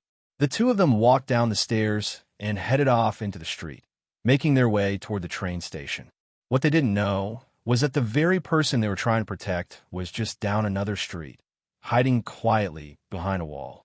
That's the man who was standing across from the school that day," Abby whispered to herself, her eyes wide in shock. "But what's he doing with Max? And where are they going?" Max and Aaron continued side by side until they reached the area near the gym. Steven, as usual, was already outside, wearing his signature red tracksuit. When he spotted them, he casually tossed something in their direction. Max caught it in one hand. "That's what you wanted, right?" "Some wraps," Steven said. "I picked black for you. You know, plain and simple. You know how to use them." Max didn't say a word. He had already unraveled the wraps and was tightening them around his hands. In boxing and most martial arts, fighters wrap their hands in long cloth wraps. It helped strengthen the wrist so they could punch at full force without injuring themselves. It also offered protection for the knuckles. Unlike gloves, there was no padding. If anything, wraps made it easier to hit harder, made it so his fists were more dangerous. Once Max finished wrapping his hands, the three of them continued on, making their way to the train station. It was a small local station, not particularly busy. Outside, only a handful of people lingered here and there. Even inside, the setup was simple. Buy a ticket, walk straight onto the platform. Only 2 trains operated from this stop. Standing just outside the entrance, leaning against the wall, was Joe. And of all things, he was wearing a green tracksuit. "Ha ha ha." Steven burst out laughing the moment he saw him. "I can't believe it. Did you want to get made fun of? You're actually wearing green. Trying to embrace your inner Green Ranger for today, or what?" "Shut up," Joe snapped, his face turning red. "My mom washed all my clothes for some reason. This was the only thing I had that was clean." "Oh, please," he added, pointing a finger. "You wouldn't know anything about that, would you? Since all you own is that one ratty tracksuit. Do you even have the money to clean that thing?" The two of them were bickering as usual, which was honestly impressive considering how they managed to train together at all. "It's good the two of you are this energetic," Max said, stepping forward. "I wasn't sure you'd show up today, knowing who we're going up against. He paused, his voice lowering slightly. If we fail, you might never have another peaceful day at school again. Joe folded his arms. It's okay. I guess I'll just have to find out what it's like being on the other end. All of them walked inside the train station and waited near the ticketing area. Before long, the train pulled up and a few passengers stepped off. But the second the group of 10 appeared, moving together in a tight, solid line, everyone else turned their heads. Hands in pockets, eyes forward, they looked like a unit, like a crew, and they stood out like a sore thumb. Leading them, of course, was Wolf. It's good to see you're here, Wolf said with a smirk. I was starting to think our payday might just be yanking our chain. There were 10 of them in total. With Max's 4, that made 14. They'd be going up against at least 50 people, maybe even more. So, are you ready for today? Wolf asked. You said these guys were serious, right? That they use weapons. Wait, where are your weapons? Joe asked, glancing at the group. You think we could just hop on a train into a new town carrying blades and bats? Wolf scoffed. Don't be stupid. Anyway, he continued, what about you?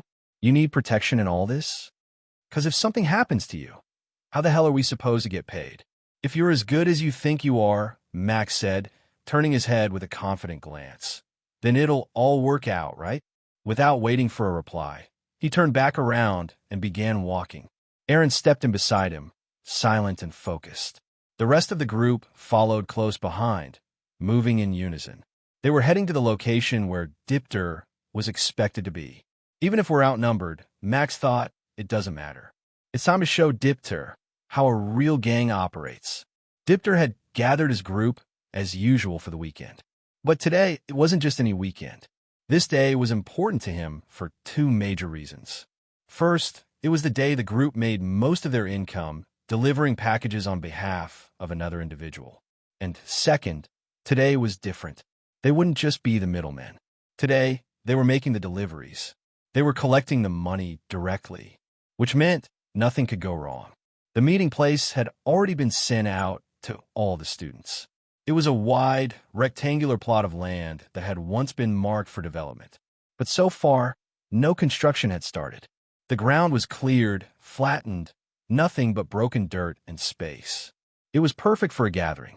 A tall barrier had been set up around the outside to keep people from wandering in, making it an ideal hideaway for a large group. Along with Dipter, over 60 students had gathered. Many carried backpacks, and several of those bags were filled with weapons, just in case. They couldn't walk around in broad daylight holding bats, iron pipes, or knives, but they all knew when it came time to act, things could get messy. At the front of the group stood the usual three, Dipter in the center, Jay on one side, and Snide on the other. All right, Dipter said, his voice carrying over the murmurs of the crowd. Behind me are today's package drops. He gestured to several tied-up sports bags, all black in color, laid out neatly behind him. It's important that everything gets delivered, Dipter said, his voice sharp, commanding attention. And secondly, that you receive payment. Some of these customers will do whatever they can to get out of paying, so be ready to get your hands dirty. Some of the students grinned, giggling as if they were hoping things would get messy. And remember, Dipter continued, scanning the group, there's a chance people have gotten wind of our operation. So all of you, stay alert. The students began forming teams, organizing themselves for the drop-offs. Their energy was high, almost too eager. At the same time, the leaders of each class were sent the specific location details. They would be the only ones who knew where their drop points were, each acting as the leader for their assigned group.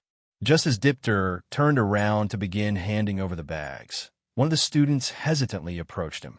Dipter, are you sure about this? Of course I am, Dipter said, not even turning to face him at first. But aren't you worried? Asked, voice shaky. That guy, he forced a location out of me, and you haven't changed it or anything. They could be planning to ambush us. Dipter turned, slowly placing a firm hand on KO's shoulder, squeezing hard.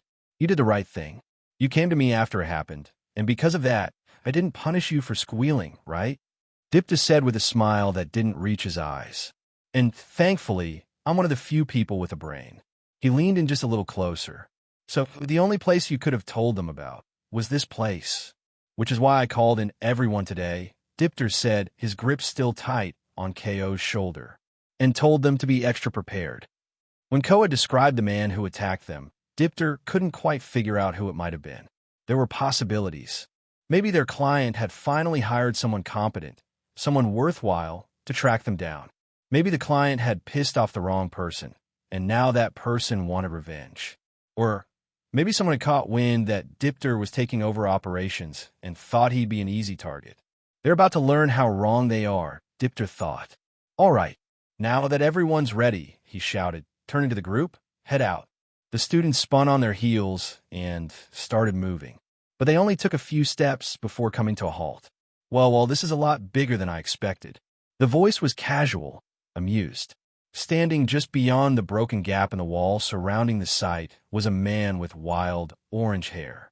He stepped in confidently, a smirk stretched across his face like he had nothing to fear, even while facing down a crowd of over 60 students.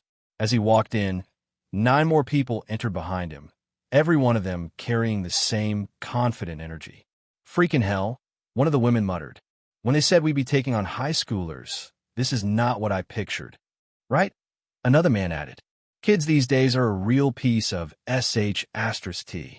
I guess this is what happens when no one's around to keep em in line anymore. Dipter's eyes narrowed. Based on how they were dressed and the way they carried themselves, these people weren't here to chat. They were here to cause trouble. Do you recognize them? Snide asked, keeping close to his side. I've got no idea, Dipter replied as he stepped forward, cutting his way through the crowd of students. He moved straight toward Ko. Is this the guy who attacked you? Dipter asked. Ko quickly shook his head. No, I've never seen him before. Finally reaching the front of the group, Dipter came to a halt and locked eyes with the man standing confidently just ahead. It was Wolf from the pit. For someone who knew about us, Dipter said, and knew exactly what we were about to do. You only brought 10 people? You sure are brave. How brave? Wolf replied with a shrug. I doubt that. See, in my world, we hear stories, legends, even about one man taking on 100. And what's here? 60 of you? Maybe 50. He glanced around lazily. If there were more of you, maybe I'd try breaking the record. But I guess this'll have to do. Dipter was frowning at first, his expression hard. But then his scowl twisted into something else. A smirk, then laughter. I met plenty of people like you, Dipter said. Always underestimating us just because we're high schoolers. So let me guess, you're here to stop our business, maybe even take it over. He leaned slightly forward, grin growing wider. Because you think we're an easy target, right? Oh, what? Wolf replied with a smirk. Now I get it, you're one of those guys. Think you're real clever, huh? Look, I have no clue what you people are actually doing here. For all I know, you could be ranking who's the hottest in school or something. He tossed a hand lazily in the air. I'm just here because I'm getting paid. As for why I'm here, you might want to ask them yourself. Walking through the gap in the wall, another figure stepped into view. Aaron, calm and unreadable as ever. That's him. Ko suddenly shouted, his voice panicked. That's the guy who attacked me. KO's finger trembled midair as he pointed, until he saw who came in right after Aaron. The moment froze. Every student, every class leader, everyone turned to look, and KO's hand dropped to his side, his lips barely able to form the word. Max!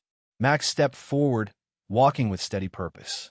On either side of him were Steven and Joe, both quiet, focused, back straight. Max stopped at the front, eyes scanning the entire crowd. And then, with a voice that cut through the silence like a blade, he spoke. You should have left me alone when you had the chance. When Max stood there, every student stared in disbelief for multiple reasons. The person they had bullied, the one they had ganged up on not long ago, had come back. But it wasn't just that he'd returned. He hadn't come back alone. The same boy they thought was powerless. How had he gathered people like this around him? How had he convinced them to fight on his behalf, especially given how bad the odds looked? It's you, Dipter said, placing a hand on his forehead. This whole time, I was worried someone dangerous might show up. And it's actually you? This ain't. But before he could finish, a thought flashed through his mind. Why? Why had their client insisted on keeping Max down, on making sure he never got back up? Now, seeing Max standing with allies by his side, strong ones, Dipter started to wonder if this was what they'd been afraid of all along.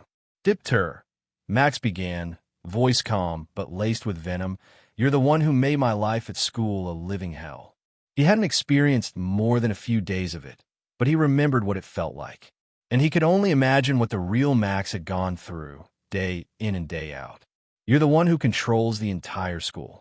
The one who ordered everyone to attack me. And worst of all, you played a part in Sam's death. Max's fists clenched at his sides. It didn't have to happen. Things didn't have to go this way. But after everything that's happened, someone has to punish you, Max said, pointing a finger at himself. And I guess now that falls to me. It was the first time Max had actually seen Dipter in person, or at least the new version of Max.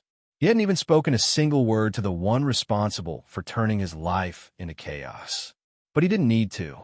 He felt it, the rage buried deep within the original Max's soul. A fury that burned with every memory, every bruise, every moment stolen from him. You know, Dipter replied, smirking, it's kinda ironic. You gathered all these people here thinking you could dose them effing. He chuckled, but his eyes didn't smile. I told the others we were finally going to leave you alone. But I also said, if you ever tried something again, I'd be the one to finish you. Dipter raised his hand and pointed it straight at Max. Get them. In an instant, the students unzipped the bags slung across their backs, pulling out the hidden weapons stored inside.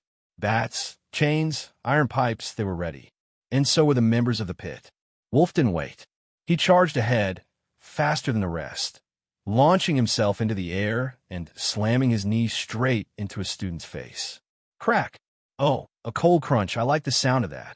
Wolf grinned as he landed and immediately threw himself back into the fray, hitting anyone he could see. There was no style, no technique.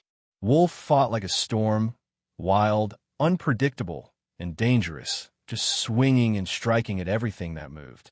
Due to the overwhelming number of students, it didn't take long for the bulk of them to break through the chaos, closing in fast on Max. But getting to him wouldn't be so easy. Stephen raised both fists and immediately began hammering students in the face. He ducked, weaved, and struck again, his form tight, professional, and relentless. Joe wasn't far behind him, copying his movements as best he could, throwing his own fists into the fray. That was until Ko stepped forward and aimed a brutal kick right at Joe's thigh. Hey, traitor! Ko shouted. Don't think I forgot what you did last time. Crap. Last time Ko kicked my head in. Joe panicked, backing up. Well, at least I get to pay him back this time. Meanwhile, Aaron remained close to Max's side. He had already drawn his baton and was striking down anyone who got within reach. His movements were fast, precise, and compact, while the students came at him with wild, messy swings. Looks like somehow he's managed to gather somewhat decent people. Dipter muttered from the back as he observed the fight. We need to make sure there are still people left to make today's deliveries. You two get moving. Back on the front lines, Stephen was still pummeling students, fist after fist landing clean. But just as he reeled back for another punch, he noticed something. A large arm shot up, blocking the hit. And then someone stepped in front of the attack entirely. Stephen was taken aback. The person he'd just hit didn't budge an inch. Haha, aren't you a bit big to be a student? Stephen asked, blinking in surprise. Jay, some of the other students called out. Jay had been watching the chaos unfold and noticed that Stephen, more than anyone, was causing serious trouble. So he stepped in, ready to put a stop to it. While that was taking place, Aaron had pushed further and further away from Max. It wasn't by choice, but by necessity. Fighting too close to Max meant others might slip through and reach him. Aaron needed to press forward to push the line back before anyone got near. As he readied another swing, something changed. Aaron sensed it, something sharp cutting through the air. He raised his baton and deflected the object, sending it clattering to the ground. A knife! Whoa! A voice called out. I threw that pretty hard. It was Snide. He stepped forward with a crooked grin, two more knives now gleaming in his hands. Seems like you like weapons, Snide said. Well, same here. Aaron glanced around, and saw he was now surrounded from behind as well. But the deep concern on his face wasn't because of Snide. It was because he can no longer get back to Max. "Hey, Wolf," one of the pit members called out. "Looks like the kid's friends are a little too busy right now. Should we head back and help him out? If he gets beat, how are we going to get our money?" Wolf looked over, and sure enough, he saw a student had spotted Max and was now sprinting straight toward him. "Nah, leave him be," Wolf replied with a smirk. "You know, if we protect him at just the right moment, when he needs it most, we can charge him extra." The student closed in fast, raising his bat high and swinging it down with full force. With a simple step to the side, Max avoided the strike. The bat slammed uselessly into the ground. Max tensed his fist, planted his foot firmly on the dirt, and with a large twist, putting his whole body into it, he drove his punch straight into the student's face. Crack! The sound of a nose breaking echoed, and the student collapsed flat on his back. "Dipter, I'm saving you from my own hands," Max muttered, his voice low and cold, as he started walking forward. After seeing what Max had just done, Wolf's whole demeanor changed as his eyes widened. "I can feel it. Today, a legend will be born." "Suck a duck sideways," Sandra muttered. She was fighting relatively close to Wolf and had been keeping an eye on Max for a number of reasons. Now, she had just seen him take down one of the students with a single punch. Max wasn't big. He didn't seem to have a lot of muscle. And yet, he'd moved with absolute confidence, using the momentum of the charging student to land a perfect strike. Either Max was a natural-born fighter, or he'd done this plenty of times before. Right. You could fight all along, huh?" Dipta said, smirking. "I remember seeing the videos. The others weren't wrong. Seeing it in person is way different. Still, our positions aren't the same, Max. So come and get me if you can." He raised his hands, and several students immediately began running toward Max.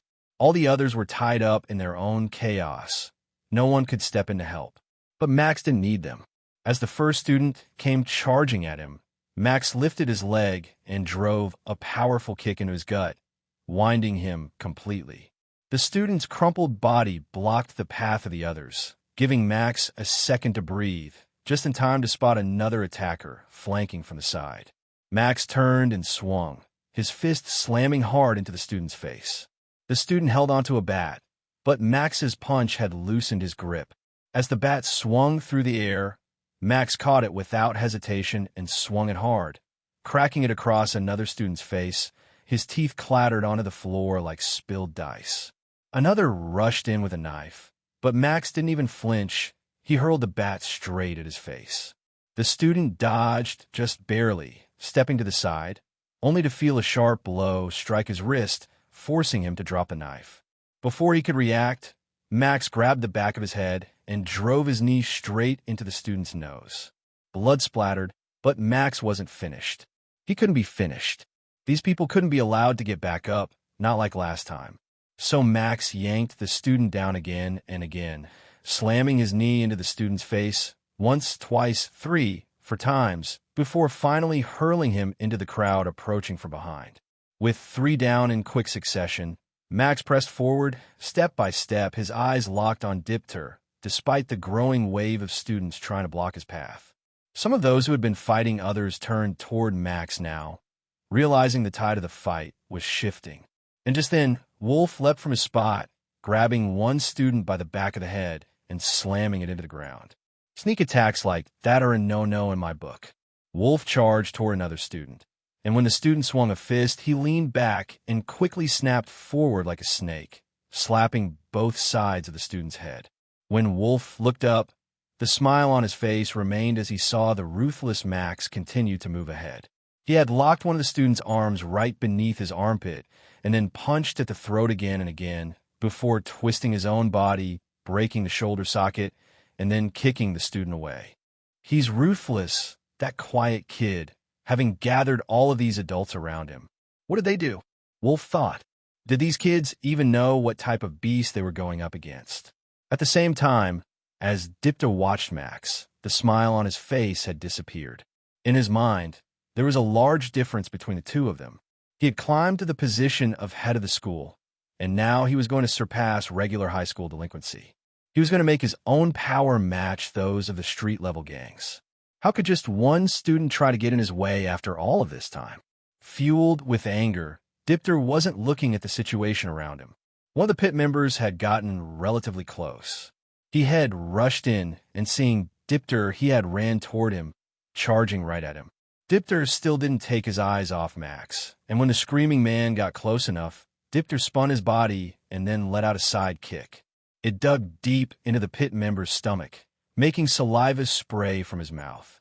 He was chucked rolling across the floor, finding it hard to breathe, and when he finally could, he began throwing up.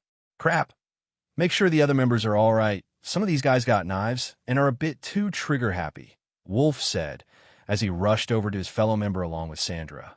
Looking over at Dipter, Wolf had seen the whole movement that had taken place. Although most of them seem useless, he actually seems competent. I would have liked to have fought him myself, but that wasn't part of the job, right? You told me to just make sure you could get to him, so I'll just stay and watch, Wolf thought. Wolf gestured with his hands to make sure no one got close to the two of them with the other members.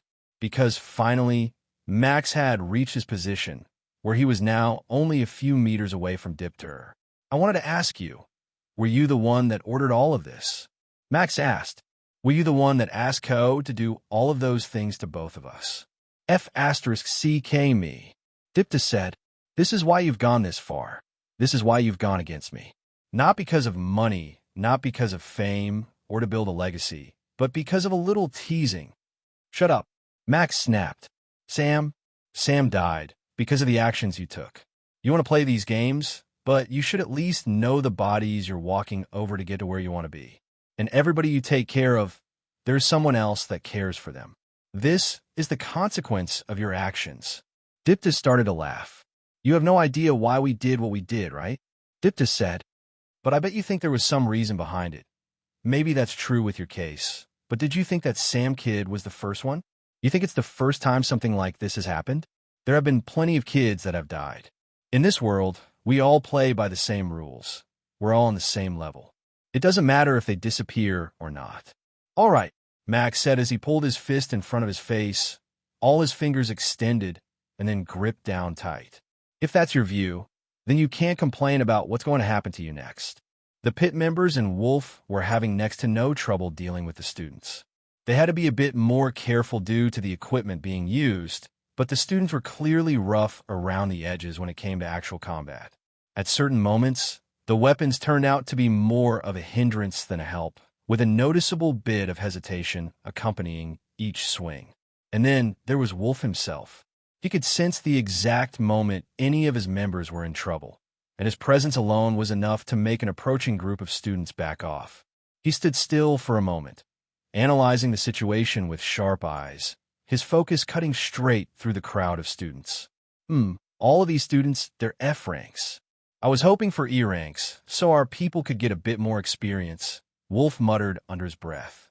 There you go again, with your game talk, Sanders said, casually kicking a student in the back of the face. You know, if there wasn't some substance to it, I'd say you were completely crazy. So go on, tell me, which one have caught your eye? The Pit was a group that specialized in fighting-based jobs, and part of Wolf's role as leader was identifying which opponents were worth paying attention to. That way, he could analyze which ones his people should take on and which ones he needed to deal with personally. To do that, he developed a system that was near perfect, a system that, so far, had never failed him. Just like in a game, he would rank his opponents using letters. Each person would have an overall ranking, but other factors like speed, strength, or technique might receive separate ratings. For the general public, the kind of people who had never been in a fight in their lives, he gave them a rank of you. That stood for unrankable. As for the students they were up against now, he had assigned them an F rank, the lowest possible ranking he could think of. Most of the Pit members he would classify as D-rank fighters. A few of them maybe dipped into E-rank territory. That was why they weren't having any trouble facing off against the students. However, there were a few among the students who caught his attention. Ones he determined were above F rank. The one fighting the kid in the green tracksuit, Wolf said quietly. The person he was referring to was Joe, who was going up against Ko. Ko was relentless, landing hard kicks that struck Joe in the legs every time. Somehow, Joe managed to stay standing, though he looked like he was barely holding it together. He kept throwing punches, but none of them were landing. His opponent's an E rank, so a little better than the others, but the green one, still getting hammered by the kicks. Joe suddenly raised both of his hands. Ko, you damn fool. The number of times I had to laugh at your stupid jokes. Joe charged forward. Ko went to deliver another powerful kick, but because of Joe's sudden push forward, he couldn't connect at the full force he'd intended.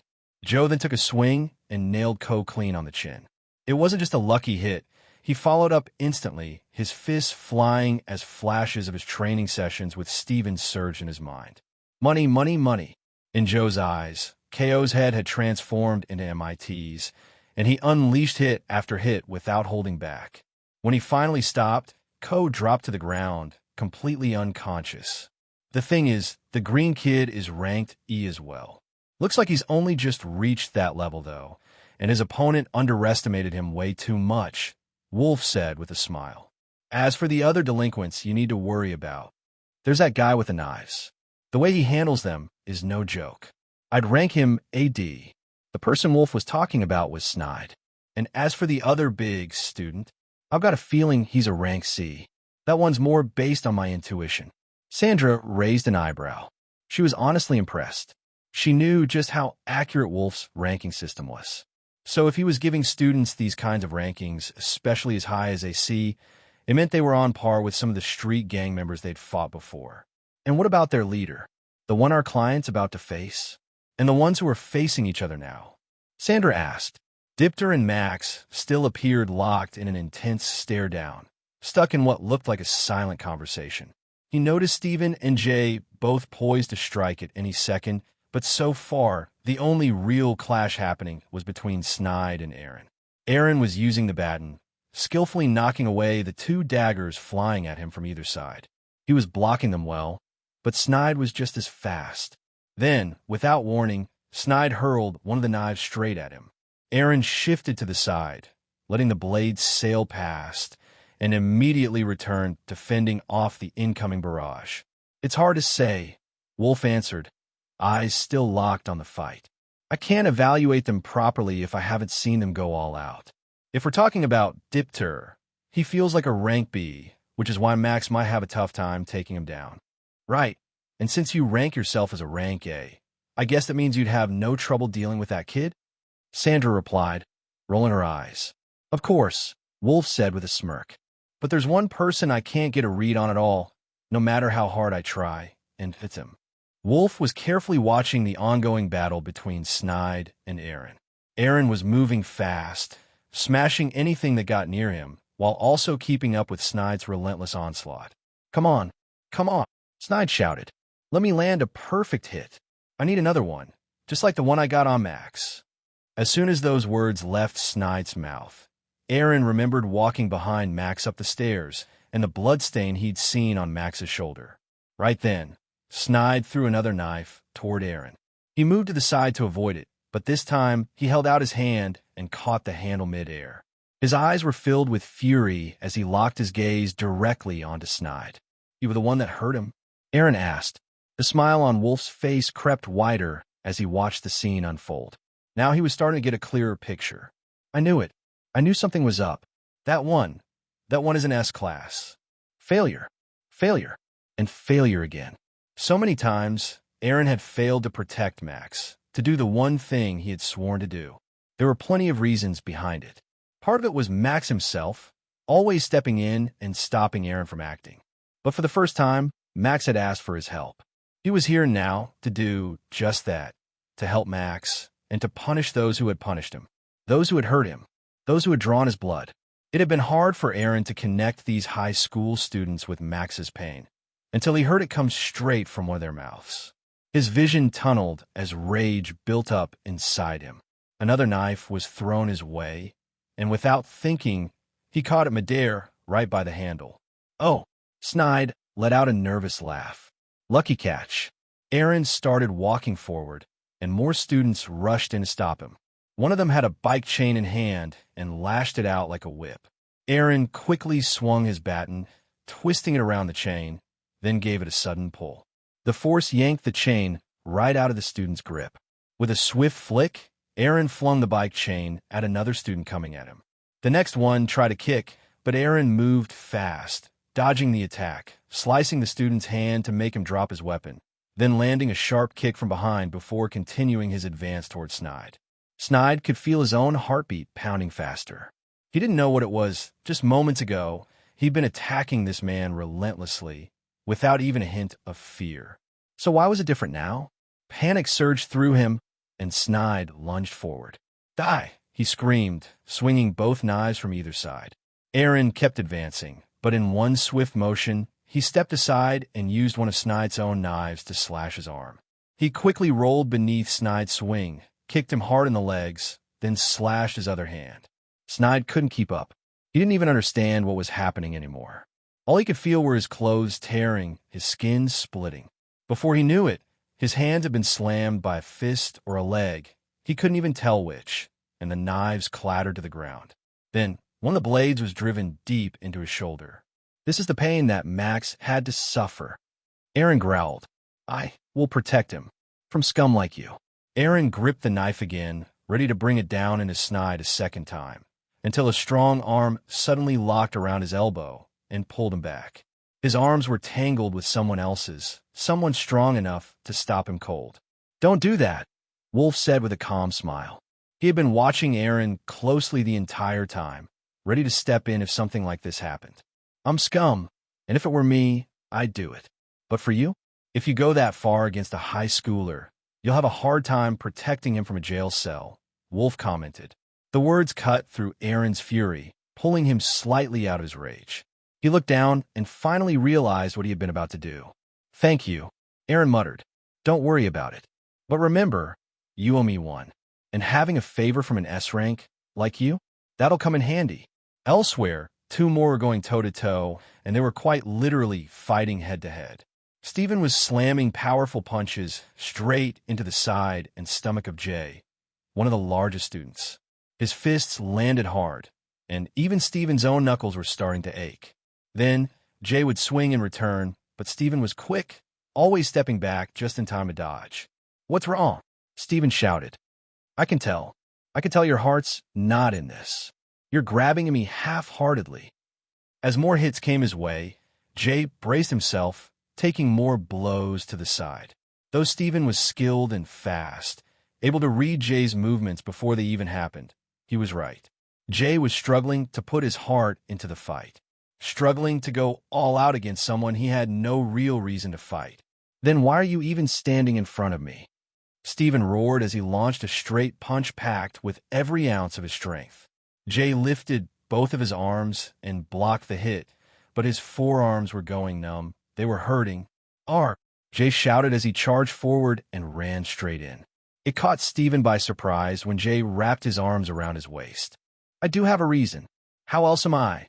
How else is a kid my age supposed to make money?" Jay yelled, lifting Stephen clean off the ground, both of his feet dangling in the air. "This kid, he's freaking strong," Stephen thought. But even in the air, even in this situation, he knew he had to think fast. His arms were still free. That was Jay's mistake. Twisting his body as much as he could while being held around the waist, Stephen threw his fist toward the side of Jay's face, right under the ear. The first hit didn't do much. Jay was already trying to slam Stephen to the ground. Stephen swung again, and this time, just as Jay started to fall, the hit connected. But Jay still didn't let go. The two of them crashed to the ground, Stephen's back slamming hard against the floor. As the dust settled, Stephen stared at Jay, who was groaning and clearly hurt. He looked like he couldn't fight anymore, and Stephen slowly pushed his way out of the hold. "That's one scary, powerful kid, but sorry, you're not the only one who needs to earn money," Stephen muttered, already scanning for the next student that needed dealing with. Now, though, they were on the back foot. Countless students had already been beaten. They were hurt, while their opponents were still going strong. It made them more hesitant to go in for the attack. There was only one person they could rely on now, and that was Dipter. "Come on," Dipter shouted. "I thought you might have been able to do something." Max had charged in not long ago, and when he did, a strong kick had been delivered straight to his head. His lip was busted, and blood was dripping down his face. Max wiped it away and dropped back into a fighting stance. Aaron, seeing this, almost slipped into tunnel vision again. "Wait," Wolf said, holding a hand out. "Sure, you can help him out of that situation right now, but will that actually help him? Are you always going to be there, right by his side, in every moment when he needs saving? If you really want to help him, it's better to let him go. Because it's in situations like this that people rank up," Wolf added, his eyes almost smiling as he spoke.